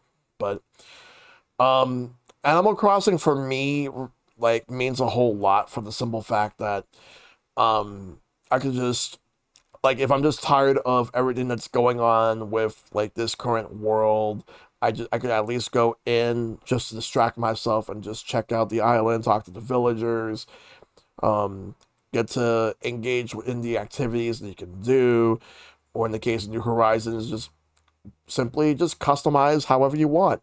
But in my case, I love this game. I love this series. Just how the social aspect is what makes the series very important for me. Not only that, but you also have like a very interesting cast of characters, different things to do, but but the thing is, it's just it takes a lot of time out of you. You don't realize, like, you lose a lot of time. You don't realize it until you realize what time it is. I'm like, oh wow, like that it's that right now. And then, like, yeah, I love this series. I love playing these games, and whenever I go back to them, I will do that. Even if I don't play as much, I make it a point where I have a yearly tradition that actually started with New Horizons, that on New Year's Eve, that is how I celebrate the new year, going into New Year's Day. Once it hits midnight, I do it with Animal Crossing, whether if I stream it or go on Discord with friends or whatever, if I just do it by myself. That's how I do it. That's how I want to keep doing it each and every year. Because everybody has their Animal Crossing traditions in any way that they want it, whether they want to celebrate their birthday on Animal Crossing, whether they want to just like celebrate like a holiday that they love. But more importantly, at the end of it all, Animal Crossing will always have a huge place in my heart. Because I made a lot of friends through Animal Crossing, and also some friendships that I've already had grew stronger because of Animal Crossing. So it will always have a place in my heart, and I hope that it will continue to do so with the next game and every other game moving forward. So now let's do the community questions. So the first one comes from Destiny Decade. Do you think we'll ever see crossover art of Animal Crossing and other franchises like Doom Eternal? Well, there has been, like, in terms of fan art, you're going to see a lot of that. But in terms of official art, there are a few things. And one of the things that I've seen was the crossover with the Sanrio characters, like Hello Kitty. Like, they have Sanrio characters in Animal Crossing as well. They've had promotions.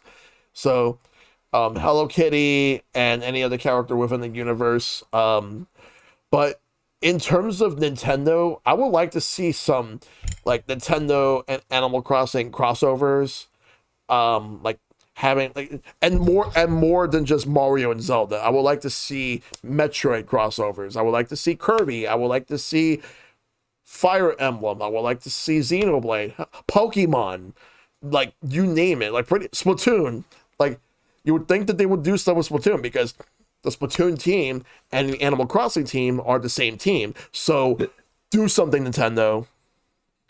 I was about to say, in the Welcome Amiibo, they did have a few Splatoon villagers, and I believe, I don't remember if it was a New Leaf or if it was in another one, they had like the retro, I think it was a New Leaf where you could spend your coins to get the fortune cookies for like the Nintendo furniture items. Yeah, Whether one like, that also let you make your own part of the museum, and I made a Nintendo museum. That's all it was, and that's one of the biggest things I missed going into the newer games. Is why they did not do that again. Yep. But what do you think, Hito? Do you think that we'll see crossovers of like Animal Crossing with other like video game franchises? Because I like to know what everyone thinks. Because I want more. I want more. Not just Mario, not just Zelda. But what do you think, Hito? I would like to see more underrepresented Nintendo games to be shown off a little bit. Just like how in Smash, how we managed to get Ice Climbers and Earthbound, Duck Hunt. I would like to see some of those representations to go into the classics. And hell, speaking of classics, like we don't need emulators for the game, obviously, because we have NSO.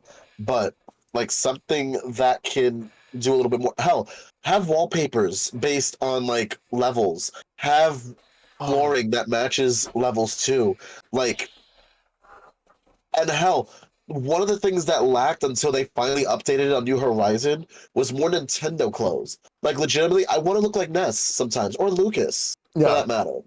And, you know, I get it. We could also design our stuff too, so that kind of would kill the joy of designing. But I want some Nintendo brands. It's kind of like, how do I put it? It's kind of like how, you know, certain people want Fendi or Gucci. I want Nintendo, like, branded on the shirt. Just, this is Nintendo. It is made out of like 50% Goomba hair and 50% Yoshi saddle hair as well. Just okay, cool. Yoshi's reptilian, like Yoshi scale. There we go. Something like that. Wondering if Goombas have hair now, and I don't know how I feel about that. It comes from the cat Goomba specifically. Don't worry. Then again, Yeah. That makes sense. Okay, you've saved my night. Thank you. Also, don't tell Lonely Goomba I said that. Ooh. Just saying, he'll come out. He'll be like, "I'm sorry, Yep. Goomba. What now?" Then But, again, also, hell, we could do Koopa shell stuff too as well for like jewelry. I know that sounds messed up. Jesus Christ, I'm talking about like the fur versus synthetic shit for fashion in Animal Crossing. Well, you know what? I'm gonna stop. But also ideas. Listen, if I could wear a turtle shell backpack, I can literally just dress up like Koops from Paper Mario: The Thousand-Year-Old Door. yes. I would do that again just to complement the cosplay I usually use. So I'm like, can we get that, please? Thank you. Then again, Just wearing that and go visit Tortimer and just see a look of horror on his face. It's like, where did you get that? Listen, hold on. If we're gonna talk about that, let's also talk about the hamster villages actually having hamsters in their house that are not Right. able to communicate. That just reminds me of, what was it? One episode of DuckTales where they were feeding ducks and they were just like, wait, what? Exactly. So, like, mind you, and also we have Tortimer. Yes. Could you imagine every time we caught a turtle in Animal Crossing and you just put that in front of him? He's like, that's my cousin. What you doing? yep. Why are you doing that to my cousin? He has rights, goddammit. And I'm like, his right is to be a pet in this house. Thank you very much. He is a familiar in my witches circle that is going on in the theme of this room. Okay, he is the familiar. He is the protector. Okay, I want to it's done. I want to interject for just a minute. Like since it was mentioned before, like I heard something about Goomba hair. Well, I do want to share this cursed image of Toad with leg hair. So the podcast gets them. Damn, god damn, those legs are thick. Oh no, now it looks like he's wearing a diaper. Oh no, no, actually no, it doesn't look like he's wearing a diaper. It just looks like he's wearing tidy Is this gonna be whitey. the worst use of the fact we're gonna get a Mario in 4K now, and we're gonna be seeing things we don't want to see? Oh god. I want Yeah. to say Toad's got great knees in that, though. I appreciate that. I know, and very thick quadriceps too, and those thighs. The calves too. The calves are defined. Yeah. The calves are very defined. I'm like, girl, he had a lot of arroz y gandule that day. Just all of that, because you know what they say about Spanish food: you grow the hair. Yeah. You'll do that right there. I love my Spanish food. So, imagination. Don't think too much about it. Just don't. Yeah. But also, like I said, like damn. But yeah, like that's what I would like to see more of. Like I would like to see more like customization in the game. Like hell, they changed our skin colors to like blues and reds. I'm like, yes. Hell, can we just talk about that villager is officially non-binary? Because legitimately, you can dress them in any way possible. Villager could be done as a girl or a boy or whatever. You don't need definitions. It's just person. However you want it to be, any way that you love it. It's just this villager. You have, Exactly. and that's something I want them to keep going with for every game moving forward. Now there is one more thing, Yeah. and this is a quick one. For as long as Animal Crossing, the game title will be literally showcased for the Switch at that time, or the console it will be on at that time. I get we have like very important holidays happening, but it feels like they only do that once a year, and it's not over. Like for example, the first year of New Horizons, Halloween was a big freaking deal, but then the ones upcoming later, not so much. It's like, oh, we gave you Halloween stuff. You don't need that. I'm like, no, I would like it to be celebrated. Thank you. Because I had to, and I still actually I took a break of it this year. I did scary stories under Animal Crossing Fire bonfire Yep. every year for Halloween. So we just find a random spooky story and we just sit by the campfire telling it in Discord on stream. Like that was like the tea. And I still enjoy that to this day. I did it the first year too. Sheesh. Yep. Yeah. Yeah. That's everything. Andy, what type of crossovers do you want? Well, one that comes to mind immediately, we're talking about clothes, Nintendo crossovers I would love to see. Specifically, Splatoon has its own line of clothing. I know with the community that I mentioned, we were really deep into the Splatoon lore, right? Yeah. We had made custom clothing for all the different brands that they had made to make like QR codes that we could all share with each other. But having that built in would be amazing. Also, Banjo-Kazooie for Animal Crossing would be amazing. As a crossover, I'm not going to hold my breath, but it would be a great bear villager. Yeah, Nintendo would be more Nintendo stuff, whether it's furniture, clothing, what have you. That would I would agree with that. That using more of the other IPs to put into it. It's worked for a lot of other games. Why wouldn't it work for Animal Crossing? Yeah. 100%. Korshal. If we're talking crossover art specifically for things, as much as I love the dichotomy of the Doom Eternal, if it's beyond fan art, I don't even know what else people would think to do for that. That'd be pretty crazy to go anything else along that line. I think a realistic one that I personally would like is to embrace the other animal friends of Nintendo and just do stuff like, I know we talked about like Ganon being one. I personally would love to see if we got art of, you can put the Star Fox characters into Animal Crossing style, and I think it would look really cute. Yes. And you could do that for probably most of the Donkey Kong cast in some sort of style too, to move it over. Especially DK just got the softer redesign. You can easily put our big lovable ape into Donkey Kong or Animal Crossing, excuse me, for that kind of thing. Yeah. And I just want to see, like, we have all these great humanoid animal franchises where they've been around, and they're just prime to be put over to this. I think the Star Fox ones in particular would be really cute. I have a big soft spot for Star Fox games. I love the hat. I'm seeing that. That is great. Yes. But I want to see our animal friends put in that, especially since, like I said, Star Fox, they all wear clothes anyways. They're basically villagers. Just make them a little chibi. Let me be pals with Wolf for a little bit. It'd be really funny if Andros just existed around as a regular old schmo in a village instead of planning galactic conquest. I think there's untapped potential just to give me even art of that, even if it's not in game. I want that thought experiment. I need my chibi Nintendo animal friends in Animal Crossing's proportions, and let me dream about if they were in my village. Yes. Zen? What about you regarding like crossover art? For crossover art, I think that, that's always going to happen. People are going to be able to, take their favorite characters, draw them in that style. That'll always happen. But for actual official stuff, like I said, they did Hello Kitty, and ironically now Hello Kitty has its own Animal Crossing type game, which is kind of funny. Yeah. But for official stuff, I kind of like the idea of Nintendo just going whole ham on their own stuff.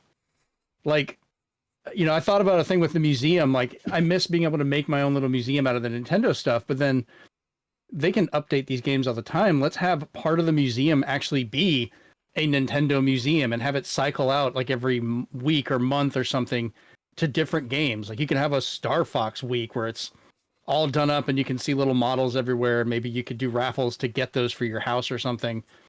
They could do stuff with the clothing. Like, you could go to one of the Nintendo stores, buy a shirt, and then they could give you a code, or you could scan something with the app and you get that shirt in the game, so you can actually have your villager wearing it or something.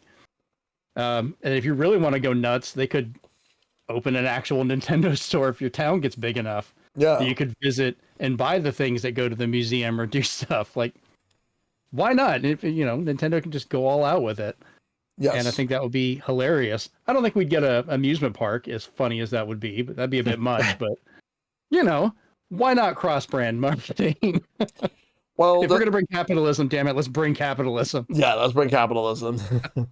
So the next one is from Epic Man. Would you prefer the new modernization of Animal Crossing where the villagers are nice, or like the first GameCube game where mostly everyone's a jerk to you? The second part where everyone's a jerk. Literally, come on, the second one. We ranted. I ranted about this for hours. Yes, hours. In Hito time, that was hours. In reality, it was minutes. But goddamn, yes. Yeah. Second one. Yeah, Next I think we question. all have a strong inclination to say, please give us our sass back. I wish to be taunted and playfully abused by my grumpy villagers who said I've caught a bug wrong. I need a little snark back in my life, please. Yes. What about you, Andy? What do you think? I get enough sass from my chat, but I would like it either way. Okay. Zen? I would like it. I don't want it to be everybody. I want it to be very particular characters because some of them would get kind of bad. And I know you know we're talking about like, oh, kids shouldn't have to deal with that, but kids deal with a lot of stuff already. I don't need the games adding to that for every little thing all the time. But like, yeah, you get Ganon in there. Ganon should be a dick. Like, Yes. that should be the case. You know, you get different ones in there and have their attitudes and all that. 100%. Yeah, like yeah, we get. Go ahead. Yeah, you know, yeah, I agree. They've leveled it out a lot. Let's not spike all of it. Let's have, you know, peaks and valleys. That's how it should be with actual people. Right, like let the grouches be the let the grouchy ones be the grouchy characters. Right. If you want them there, keep them there. If you don't, you find a way to get them out of your town, and then you get new people in. Yeah. Next one is from Ice Pick. Yep. Next one's from Ice Pick. Are there any particular species that you like to see added to future iterations as new villager types? That's hard to say when you think about it. It's very hard. It's very hard to say. And like, I feel like everything pretty much got represented in one way or another. It's just I can't think of a species that has not been represented yet. But I would probably say that I would like some more fish characters. Yeah, fish characters. Like, give me a shark. The whole underwater part. I mean, they've added swimming. Why not have underwater houses that you could go down to? And that'd be great. Yeah, give me a shark. Whale shark, massive mouth. Yes. You made me think of I was already thinking this animal, but with that concept, say theoretically, we have some like the two-town concept is because it's an underwater town. If we're talking about like bouncing off of the earlier discussions of features we want, you could give me. I already like there's some unique animals to NPCs that I'd like to see as more regular villagers, and otters are my jam. I really love otters a lot. Okay. So imagine you have this underwater portion you can now visit in this new Animal Crossing, but then you have the animals that are like kind of in between both land and like water, and you could have one of them also just be like, you could find them in either town, or it's like the game's onboarding to letting you go into the water section is you meet this really cool otter who isn't super philosophical all the time, and will just be like, let's go down into the ocean. It's actually pretty cool, brother. You should come join me right now. But otters, I want to see more otters. They are my friend. They're my favorite animal, really. And I want to be able to talk to more otters besides one occasionally, even though he does have really sage advice. Yeah. All right. Hito, like, what would be a species you want to see that has not been represented in Animal Crossing? Ooh. Let's see. There is one that I want to see more of.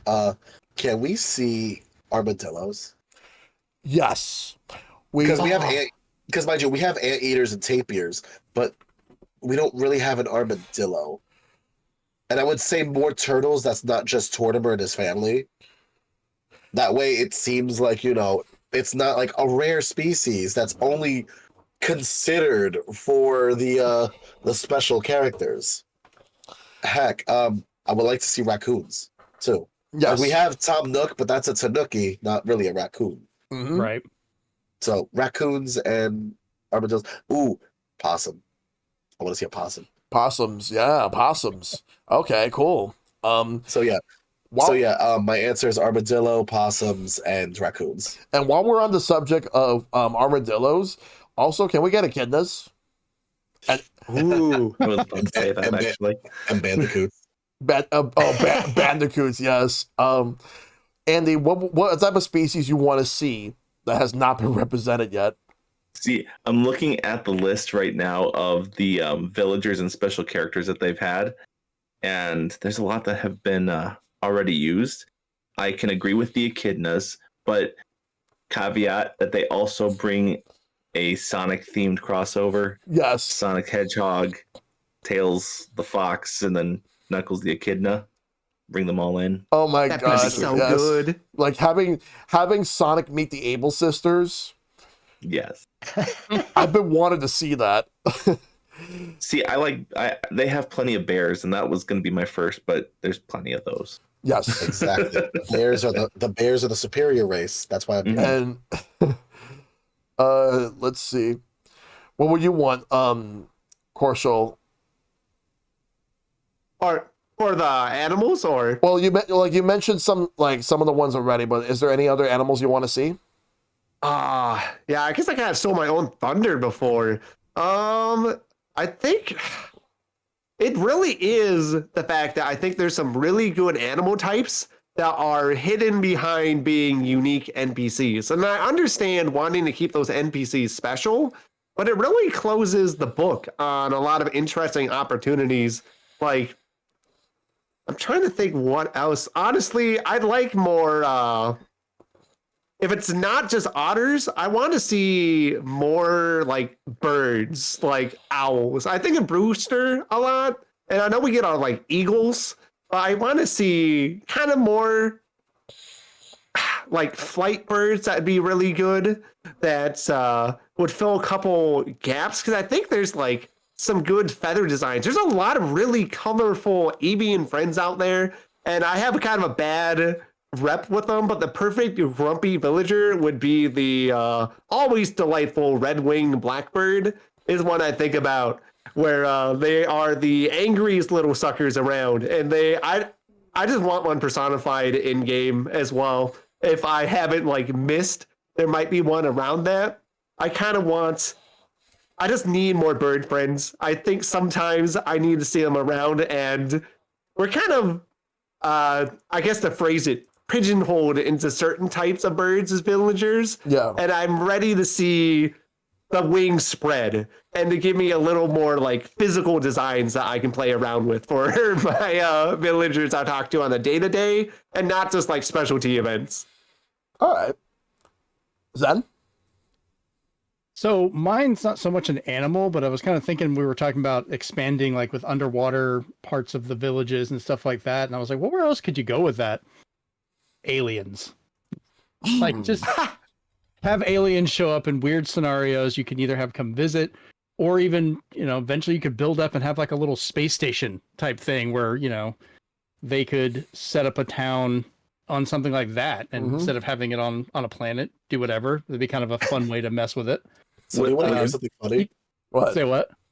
They technically did do one alien in, I believe, Wild World, but it was technically an octopus, but he is a space themed, literally came from space. Yep. It was an octopus character. It was not Zucker and not Marina. It was another one. I think it was like one that was manufactured. Forgot about that one. Let me see. Wasn't the little robot one, was it? No. Yeah, it was the little robot one. Yeah. They made him seem like he came from space throughout Wild World and City Folk. I mean, because there's so many different chances with the animals, and I agree. Like with the turtles, we need not just the tortoises, but you can have actual like sea turtles and stuff like that in there as well, and pretty much any animal could be adapted over. Insects would be creepy. That would just be terrifying. I keep thinking of like the old 1950s The Fly, just the way that looks. It's just seeing that walk around. Oh yeah. Don't want to do that. Oh my god, the moment that we start getting mosquitoes as villagers, I don't know if I can even have the patience. Absolutely not. No, absolutely not. No. This is just making me think of that SpongeBob episode with the close-up of the butterfly. Oh yeah. Oh yeah.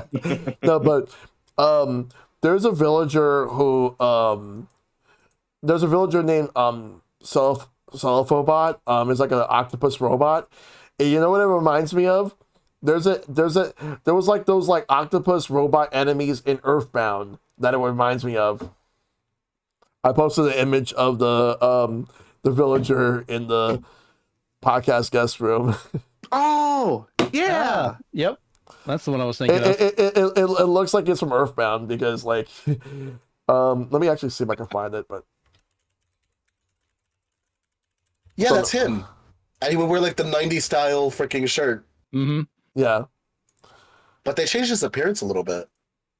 I don't remember Yeah. that shirt on him, but I specifically remember a lot of the robots. So Yeah, that like Oh, wow. like this Earthbound enemy here is what that robot reminds me of.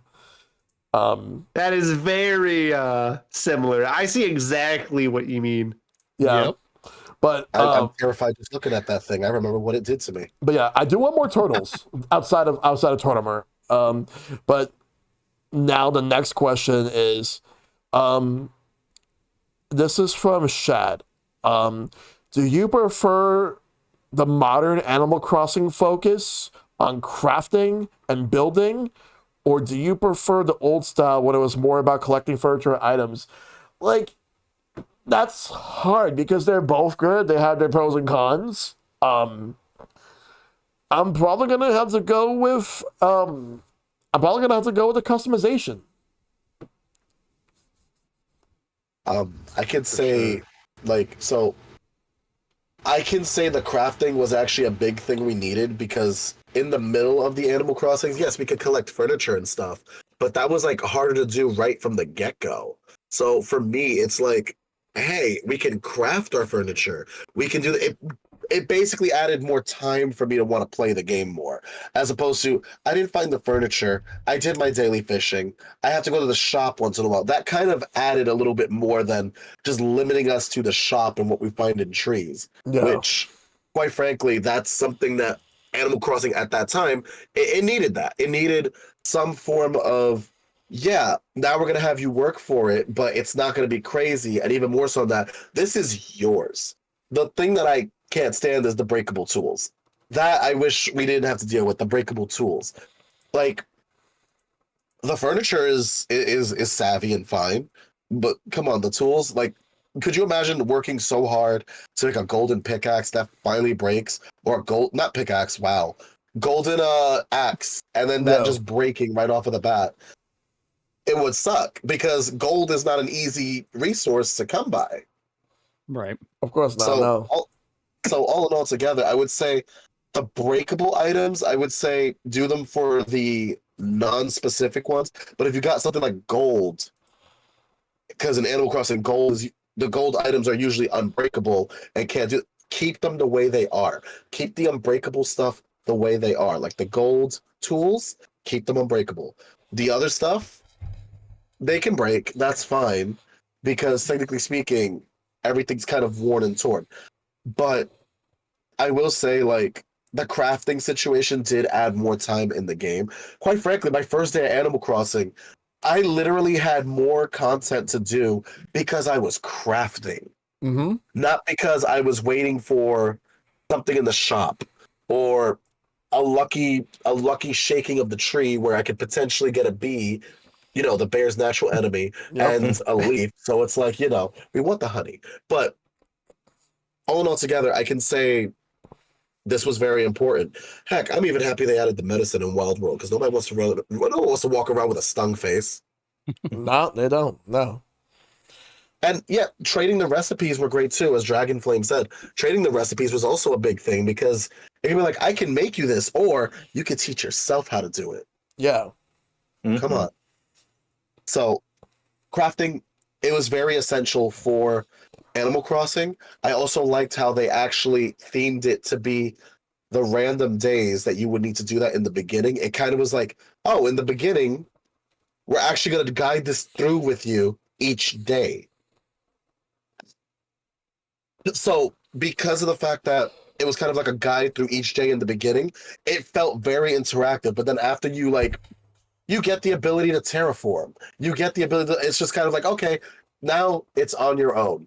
What can you do to make this place go nuts? And That's the fantastic part. So you have to earn it. And the more time you put into Animal Crossing, which thankfully crafting took a lot of my time in Animal Crossing, and also looking for villagers I mostly wanted bears or bear cubs, so that worked into my favor. Good choice. Mhm. Ended up getting Claudia, the Claudia, Claudius, the Roman one, Yeah, him, Klaus. There we go. That's what it was. It was Klaus. plus, yeah. And then I got Judy, and it was just continuously going off. But all in all together, the crafting did add time to the game, and that's something we needed, as opposed to going into another Animal Crossing game, working for Tom Nook for peanuts, and getting probably no real furniture except probably a bookshelf and a table. Because those tasks that you do for the villagers, which I still remember Sui going, wow, you must live in a pathetic home with no furniture whatsoever. Here, you must simply take this. And, just only 2 pieces of furniture from the quest alone, it's not enough. So we need more. And that's where the crafting comes in. Because now I could buy things, craft them, and even sell them too. Mm-hmm. Like I did a thing on the vines, a bit the plucks of grass. They weren't worth much, but because I weeded a lot in those places, I had over 14 full piles, and I sold that for money, and made the money. All that money. You want dirt? Here's dirt. Give me money. Yep. Let's see. So now for Andy, what do you prefer? The crafting or collecting items? Oh, definitely the crafting. Being able to choose different things and not having to wait for, like was mentioned earlier, if I wanted to, say, make a froggy chair and I could not find that thing, I could ask one of my friends, hey, do you have a recipe for this? Yeah, I have an extra one. Yeah. And then I could make it, kind of thing. Definitely helped a lot. Yep. Korshal. I guess I'm gonna break apart here. I am a collector, man. I love to collect things, not necessarily make things. And that plays into my desire for bigger shops. Because bigger shops meant I could look at more stuff to buy.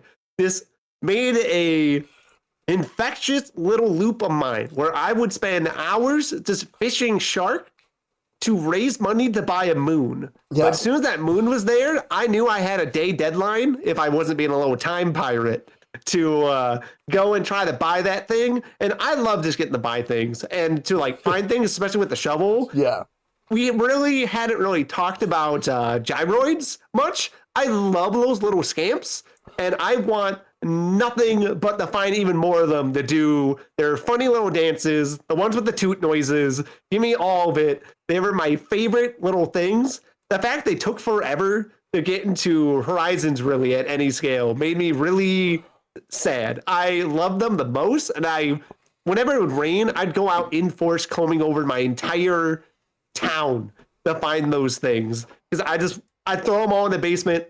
They'd be piled together to some ominous, you get like KK Dirge playing. It's like the creepy cult basement of gyroids, and I love them to death, along with just getting to window shop. I'm a window shopper a lot in real life too, and this applies to me in Animal Crossing. I just like getting to look at the different fashions in the Able Sisters. I like getting to go to Nookingtons. You can see the multiple floors of furniture they're offering.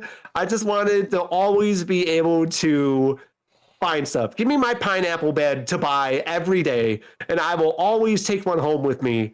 I'm a big collector. Let me buy and collect more than craft, and I'll be a happy man. I'll raise the funds through fishing because I love to fish, and I'll reward myself from depopulating the island of all sharks by buying the moon or a silly crown in the Able Sisters. Well, Korshal, you'd be happy to know that I'm also a window shopper. Oh yeah. Yeah, nothing wrong with that. What about you, Zenspath? Do you prefer the customization or collecting items? The beauty is with Animal Crossing is there's not really a choice. It can actually be both at the same time. Because you have that massive set that's been growing since the first game that you can just purchase and find. which is a good mechanic to have.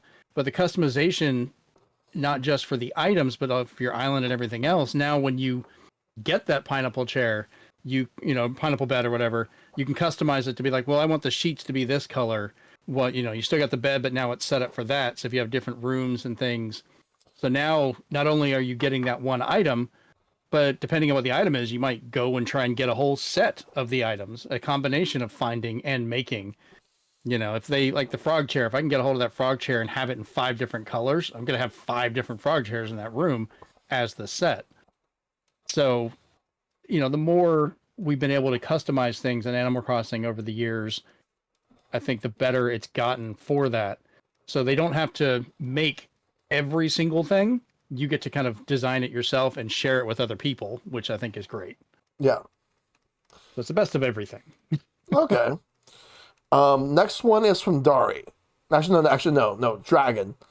What is your absolutely biggest want for the next Animal Crossing? Though we kind of answered that already. Yeah. Yeah, we pretty much answered that. But since you already answered the question, guy, I asked, can you do the KK song one? Okay, sure. All right. So favorite KK Slider song. Ooh. We'll start with you, Hito. Sorry, Korshal.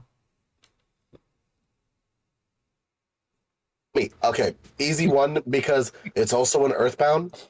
It's Rockin' KK because it's the same theme song as Frankie from Earthbound when you fight him. It's the exact same theme song. Yep. Is it? Yes. Listen to Rockin' KK and listen to Frankie's boss battle, not the tank when you originally fight Frankie. And it's the same thing. So I love having that Earthbound trivia because that's my favorite Nintendo game. That's my favorite game overall. Yeah. And having that, I'm like, yes, please, Earthbound references. I need that. Hell, I even changed the town tune to freaking the 8 melodies. All right. That's awesome. I'll let you go with this one, Korshal. Yours? Yeah, sorry. The first thing that jumped in my head is that the K-Funk, if I'm remembering the name of it, is a one that I've really liked. Because I've always kind of been I know I was talking about how I compose synth rock kind of stuff before, but jazz big band is something I have a huge soft spot for. Anything that's jazzy, anytime you get anywhere near brass or like a saxophone, anything with like the doots, I'm fully on board. The K-Funk is probably up there. KK Techno is not far behind. Yes.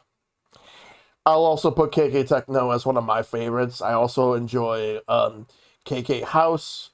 I love Rockin' KK, the DJ KK,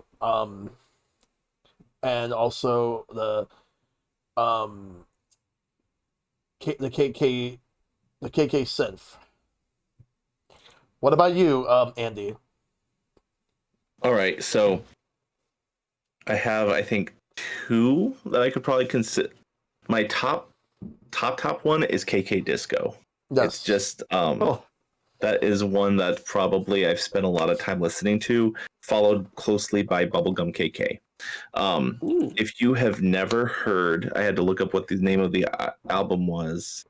The KK Sessions by the 8 Big Band. Mm-hmm. It's let me see what songs there were. KK Jazz, Disco, Bossa, Bubblegum KK, and KK Moody by Big Band. So good. But I listen to KK Disco on repeat a lot. All right. It might be a problem. Oh, it's that good. That's the thing. It's that good.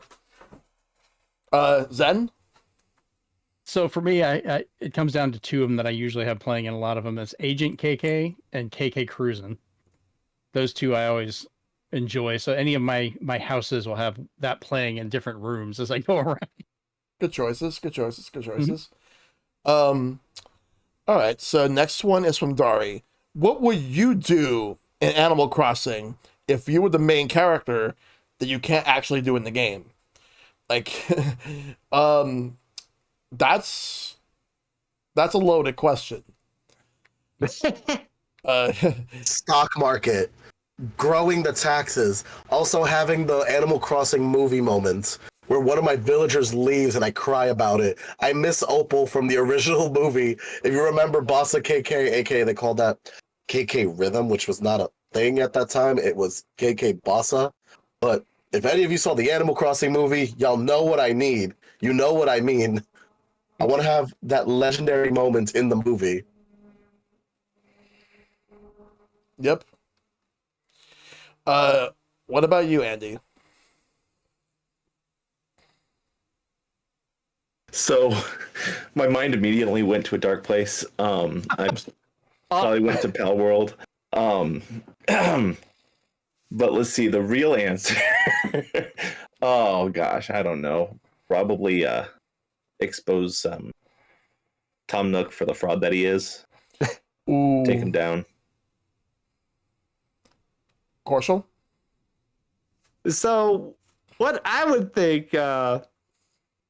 it's Chad kind of said this before when we were discussing some features, and it's a little more lighthearted. I would like the ability to more easily have like a shop setup. Like I would just want to open store myself. I know there was the consignment stuff in New Leaf, but that doesn't quite do it for me. Let me actually say I'm fully on the market street and just like find something I really want to sell, or at least use my exquisite taste to see how it appeals to all my villager friends, and try to like, if we're talking about exposing Tom Nook, I can clearly try to just play him at his own game and do it better. I mean, I've got enough wisdom on my belt. I can probably give him a good run for his money in the metaphorical and literal sense and see if I can be a better store owner than him. Yes.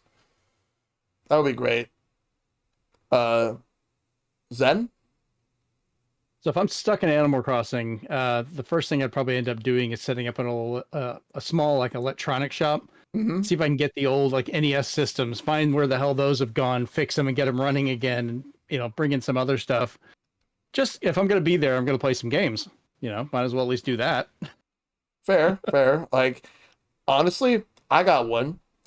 I would like to be able to practice martial arts with the villagers, because like, let's say, or either martial arts, boxing, wrestling, especially wrestling, I would love that. Or like basically anything to get the villagers into like wrestling, boxing, or MMA. Basically that. That's my answer. Next one is from Azram. What features from past Animal Crossing games have been absent for a while, but deserve another shot?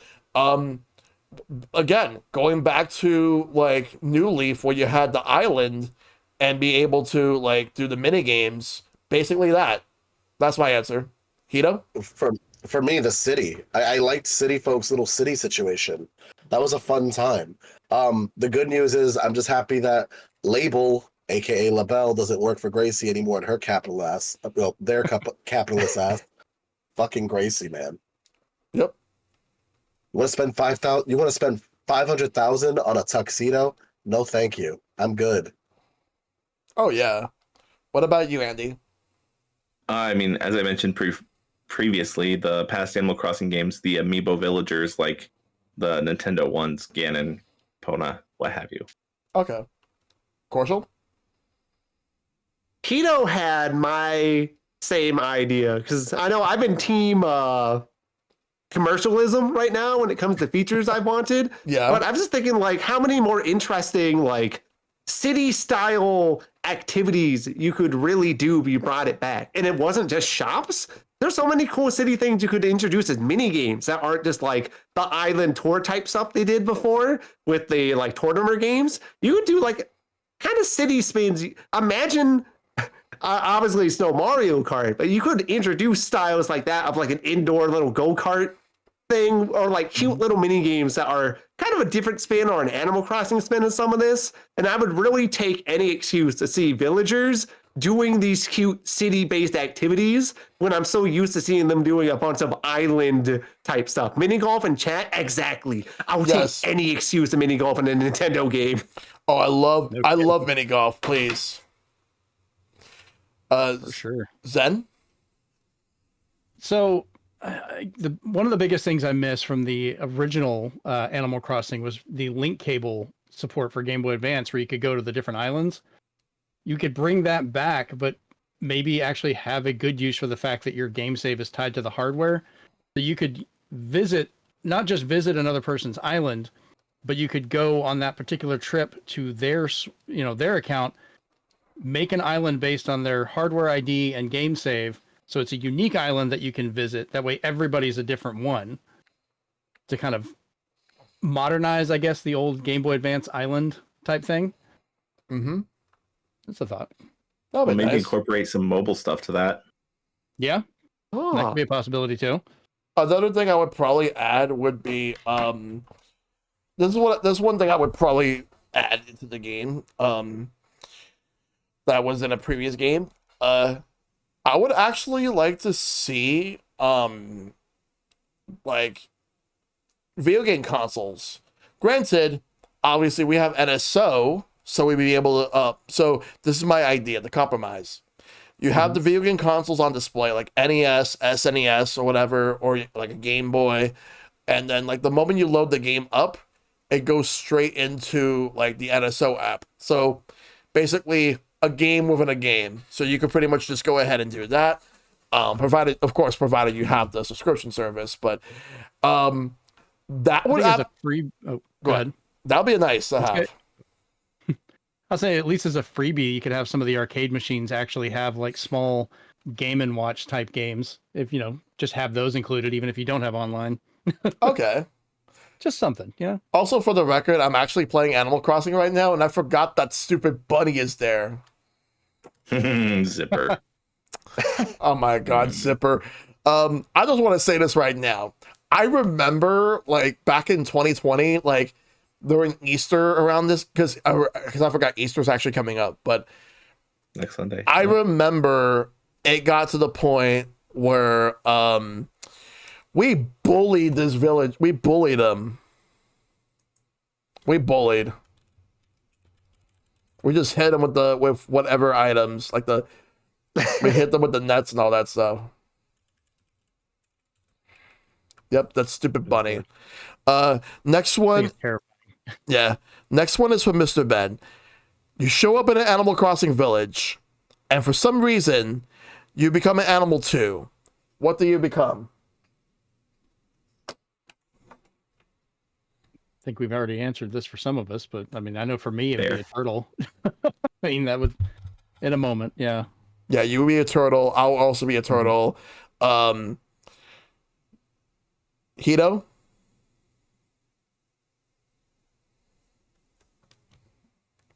Hito, what animal would you become? Because I'm pretty sure I know the answer. We'll get back to Hito in a moment. Korshal? I know. So I was talking about how otter's my favorite animal. I would definitely want to be an otter. Those lovable little scamps. I would love to float on that water. If there continues to be a swimming based style approach to Animal Crossing, I'd be perfect for it. I'd be so happy to be an otter. They bring me a lot of joy. Even if I haven't thought of being an otter that often, if I instantly just booped into an animal for Animal Crossing, I'd be the happiest clam as an otter. Yeah. Hito, you there? Yeah, I'm here. I'd obviously be a bear. I actually have the same ears that Andy's wearing right now. Yeah. The very same ears. Mm-hmm. Yep. Let me guess, each ear is adjustable on the band, or is it just the full fluffy band? It's just a full fluffy band. Yep. Mm. And Yeah, bear. yep, and Andy Bear as well. Bear, yeah. Yeah, turtle. Because but the reason why I choose turtle over anything else is because of my love for Teenage Mutant Ninja Turtles. So I have to. Also, being in any other animal with the name Shellshock, I mean, that'll be like, that's false advertising, man. You can't do that. Yeah. That's like a pizza man doesn't even make pizza. He actually makes bakery, like baked goods for bakeries. He'd be baking them cakes. Next one is from Sown. would you rather stay the human villager or actually be an animal villager for the next Animal Crossing? I would honestly just give us an option. Like, you could choose between being a human villager or being an animal. Give us the option. Furry me up. Yeah. Yep. I like having the option. Yes. Yeah. Have the option. Yeah, the option. I think the options. It's always good to have an option. Yep. Yeah, I think I would take it if I was given that. Like, especially since we've been used to being like the human villager kind of format for so long. I think honestly, if Nintendo went offering that for the next game, I think a majority of people, especially returning players, we'd all want to give it a shot. Like, I'd love to see that included as an option. Yeah. Do you think they do something like a mystery dungeon where you would have to answer some questions to figure out what animal you are? Oh no, we're not doing that. Oh, that'd be so good. I'd love to see what it would make me. I want a choice.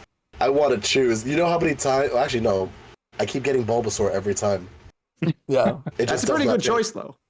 I know, but I will say this: like, legitimately, I just want. I like the choice idea because then I can make fan art, and then fan art's gonna be spread all over the place. You know how? Do you know how detrimental fan art is? Like, it's there. Like, shoot. Yep. Like, honestly, if we had like the whole options thing, what I would do is I would actually make 2 characters. One of me, the human, and the other, the animal. That way, I could be able to see both characters' lives in the same island. Wait a minute. Hold on. I thought of something.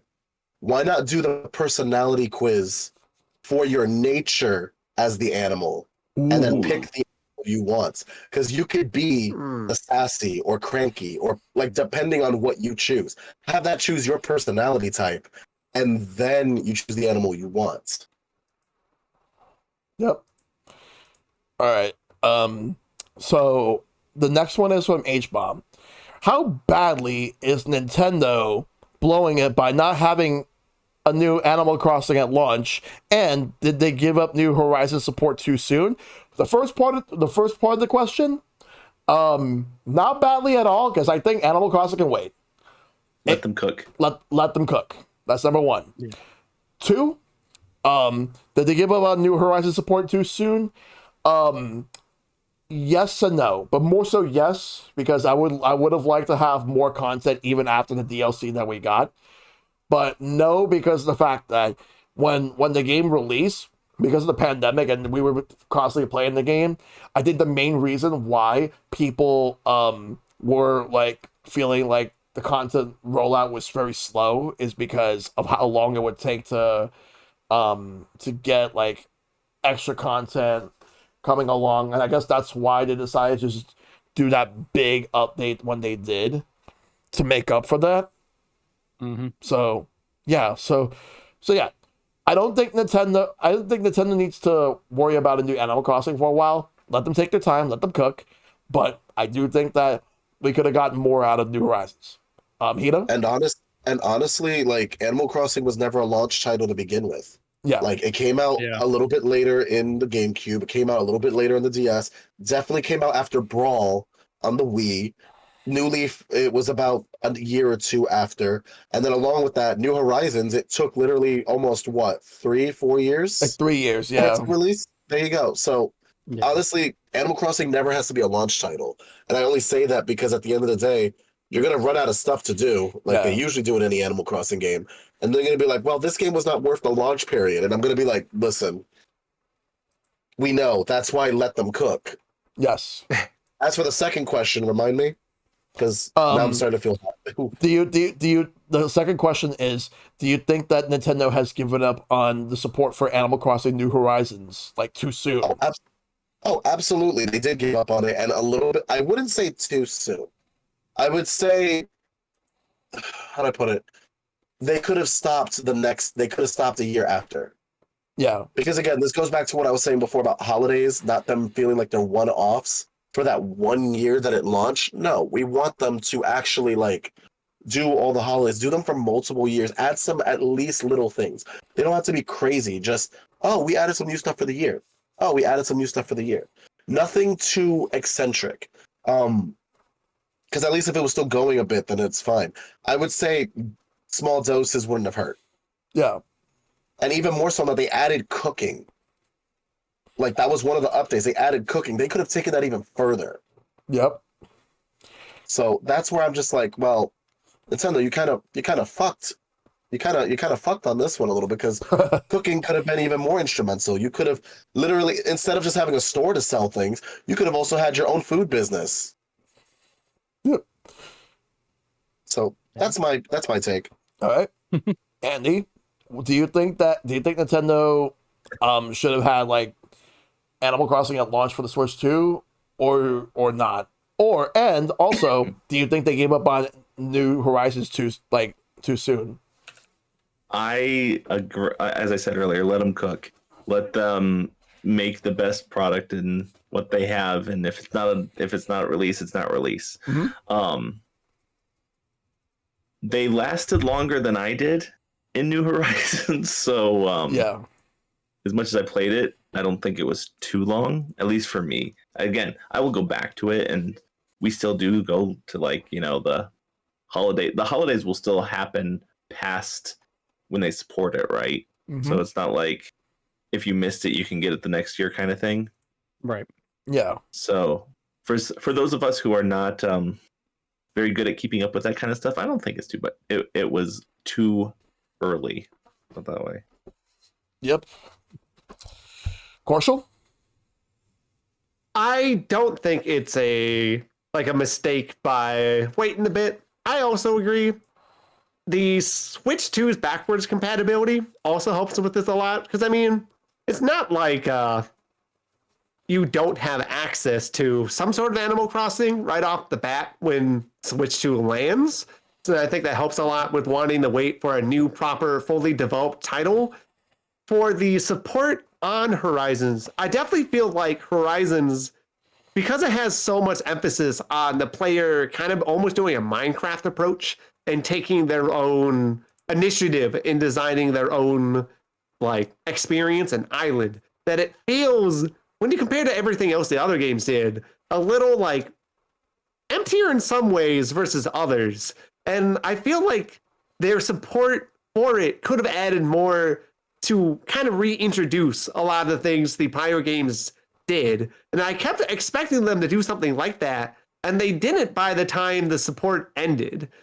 I do think they could have had more they could have added to it, and it kind of continued that trend in my book, where it felt like there was a lot of good Switch games, or at least fun Nintendo published Switch games that had really good cores, and then didn't get given quite enough either when the game launched or through an update calendar to really let it hit its full potential. Not to go into a side tangent too much, but the Switch sports games, all the Mario sports games felt like they were so close to being really good, but then they just didn't give them enough stuff. And their support update cycle didn't add enough to really catch them up to their prior entries from past console generations.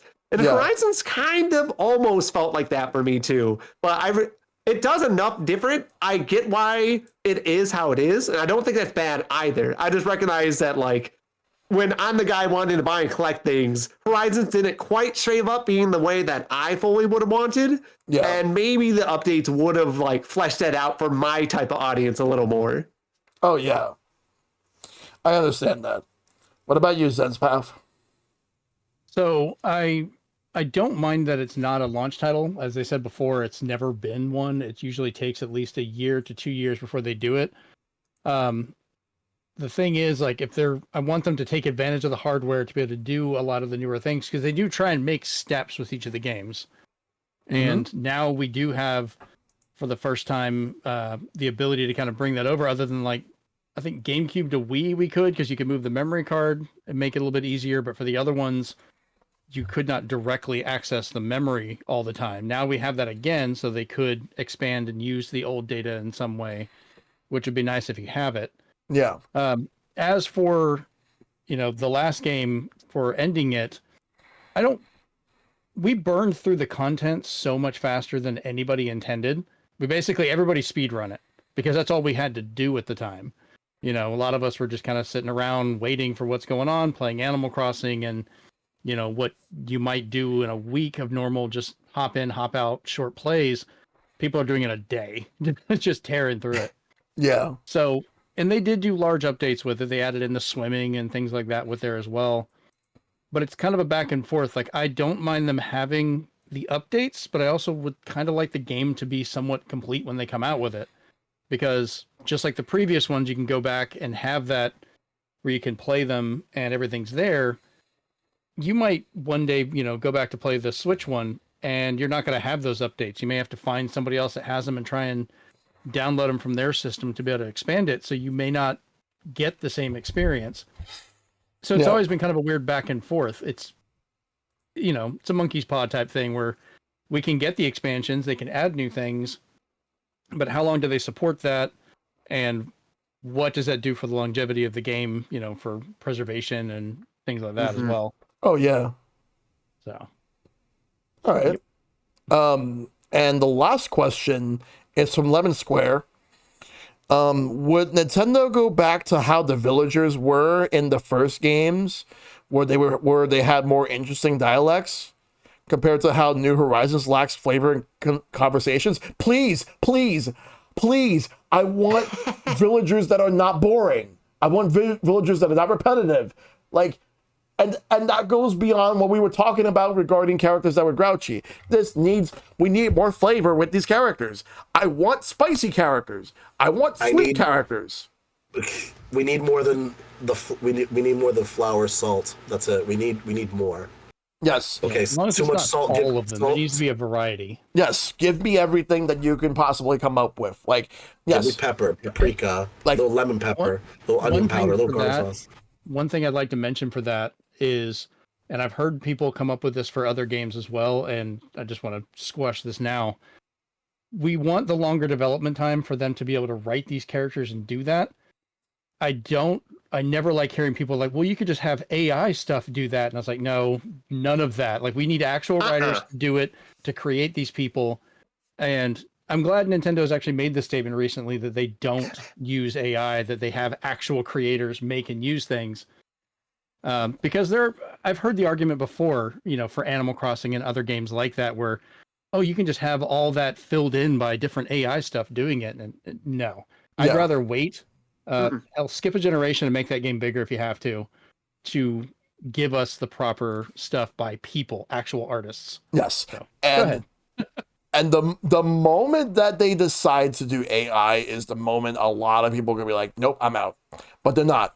Like, again, I did read what they said about that, and I'm glad they're not gonna go with that. So but I want more flavor. And I want especially more flavor in my pasta. I don't want the bland, like, I don't want to go to an Italian restaurant and getting the most blandest pasta, like the blandest spaghetti that I've had. Instead, give me the most flavorful spaghetti that I could possibly have, or even the most flavorful lasagna. Give it, like, Making me hungry. Like, I want pesto. I want basil leaves. I want Parmesan cheese. I want everything all at once in my villagers. I don't want plain sauceless characters. So the way I view this question too, as a personal, do we want this? I think the community is pretty resoundingly a yes. If we're looking at this question in practical terms of going, do we realistically think Nintendo is going to go back? That's fair. I think it depends on the direction they go in the next game. Like, Horizon's focus was so clearly on crafting customization that the villagers were meant to be as much the island decor as anything else, where you have so much more control over who comes and who goes on the islands in this game, where basically I think everyone needs your permission to leave. Basically, they always have to clear it with you. They always have the, oh, I'm thinking of leaving kind of thing, where you get to be the final, like, yay or nay on whether or not they actually pack up and go. So I think that was like you would a furniture set. Yeah, basically. And like the amiibo cards where you could just summon your favorite character. You could order it online if you didn't open the pack. Really added to the fact that like they kind of became toys in your dollhouse of your island of New Horizons. Literal. So if they like back off a little bit, at least, or like restore a little bit more like autonomy to the villagers, then I think or hope we get more flavor back. And I do desperately want this. I really want my memorable characters. You heard me ramble about it earlier with my plot lines. So if Nintendo wants to go more back to that, I think it's possible, but I could see them also just being like, they're more just like, they're not the direction we're going if we're embracing player creativity more than dev creativity. Oh, I just had a funny, kind of a crazy idea for that. Like, if we're going to have where you can connect with other people, what if you could custom make a villager, set the, like, you know, the how its attitude is and so forth, and it would have to be, you know, boilerplate existing text and stuff it would use, but like, you could make a character that's a complete jerk to people and then send it to a friend or just let it out there and make those villagers how you want as well, kind of, you know, to expand the grouping of them. Mm-hmm. I think that's a good idea, actually. If you could have a little control over making, even just from like, kind of like Sims-esque templates of villagers that make something that is like unique to your town and spread them around, even if they're from kind of like stock personalities or responses, even giving us that much control of being like, we might not get to make too many personalized villagers, but this is my special little guy I made, right? And he's gonna live on your island now. That kind of does the both of like the best of both worlds. I like that. Missed the golden opportunity. You know how this would have hit if it had been available during Street Pass. Oh yeah. Oh yes, 100%. Oh That my would have god. been so good. If they would have brought Street Pass back on the Switch too, and then New Horizons would have had Street Pass, the customization stuff that we could have gotten from like other people as we passed by, it would have been fun. It would have been fun. Indeed. Andy, what would you have, like, would you have wanted like them to go back to how like the older villagers were when they had more personalities? Oh, I mean, obviously, I'd love more personality. I don't remember much of the old villagers. As I said, I played mostly New Leaf and New Horizons, but I mean, I feel like, especially with like games like Wonder, they've brought a lot more personality into some of these games. Some of them they've brought less in, but I would venture to say I think Nintendo would potentially go back to that kind of stuff if they think it would sell. Yeah. Yeah, I think that they should be able to go back to it. It would be really nice. All right. Well, that's gonna do it for today's show because that's all the questions. So again, I want to thank you all for being a part of this episode. Hito, Andy, Korshal, Zenspath, I appreciate you guys coming in once again.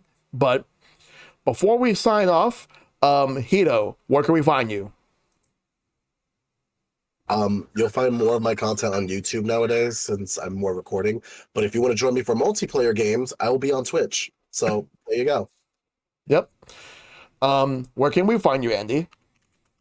You can find me. Best way to do it would be going to my website, andybundy.net. There it has a list of all of my social media. But if you're looking for my online, you can find me on twitch.tv/Andy_Bundy. Or if you want to look at my VODs, you can look me up on YouTube, Andy Bundy, or Bundy's Streamland, if you want just the VOD content. All right. Now, Korshal, where can we find you? You can find me here, twitch.tv/Korshal Valent. One phrase, no underscore. I'm also on YouTube. That's where I put all my music content. I don't really put VODs there, but if you want to listen to like more like action platformer-esque music, think that Mega Man X Rock kind of stuff is mainly what I do. Though I experiment. You'll find me at like youtube.com /@Korshal Valent. Pretty easy there. And I'm on Blue Sky as well under Korshal Valent as my tag, where you get to see me occasionally post like cats, miniatures I paint, or just thought in video games, stuff like that. Mm-hmm. All right. Sounds good. And what about you, Zenspath?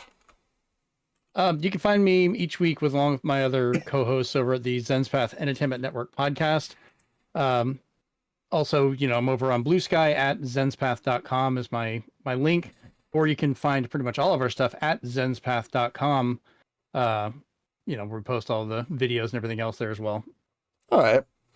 And of course, as always, you can find me pretty much on anywhere within the stratosphere, most places, but I'm not on Twitter anymore, and soon I'm not going to be on Facebook anymore, but I am on Blue Sky. I am on Discord. So those are the two primary places where you can check out updates on me and my own content and all that jazz. But the next episode will be happening this Friday, and this Friday is going to be a discussion on Sega's very last home console, the Sega Dreamcast.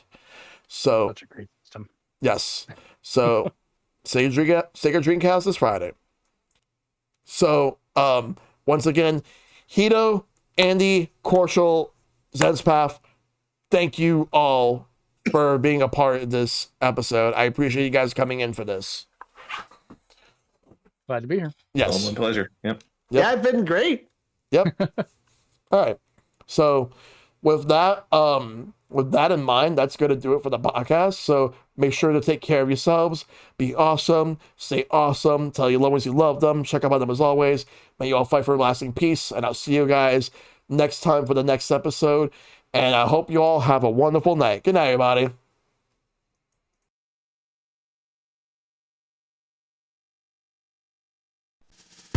Thanks for watching Sharing with Shellshock Season 4. Your name will be inscribed in the pages of podcast history.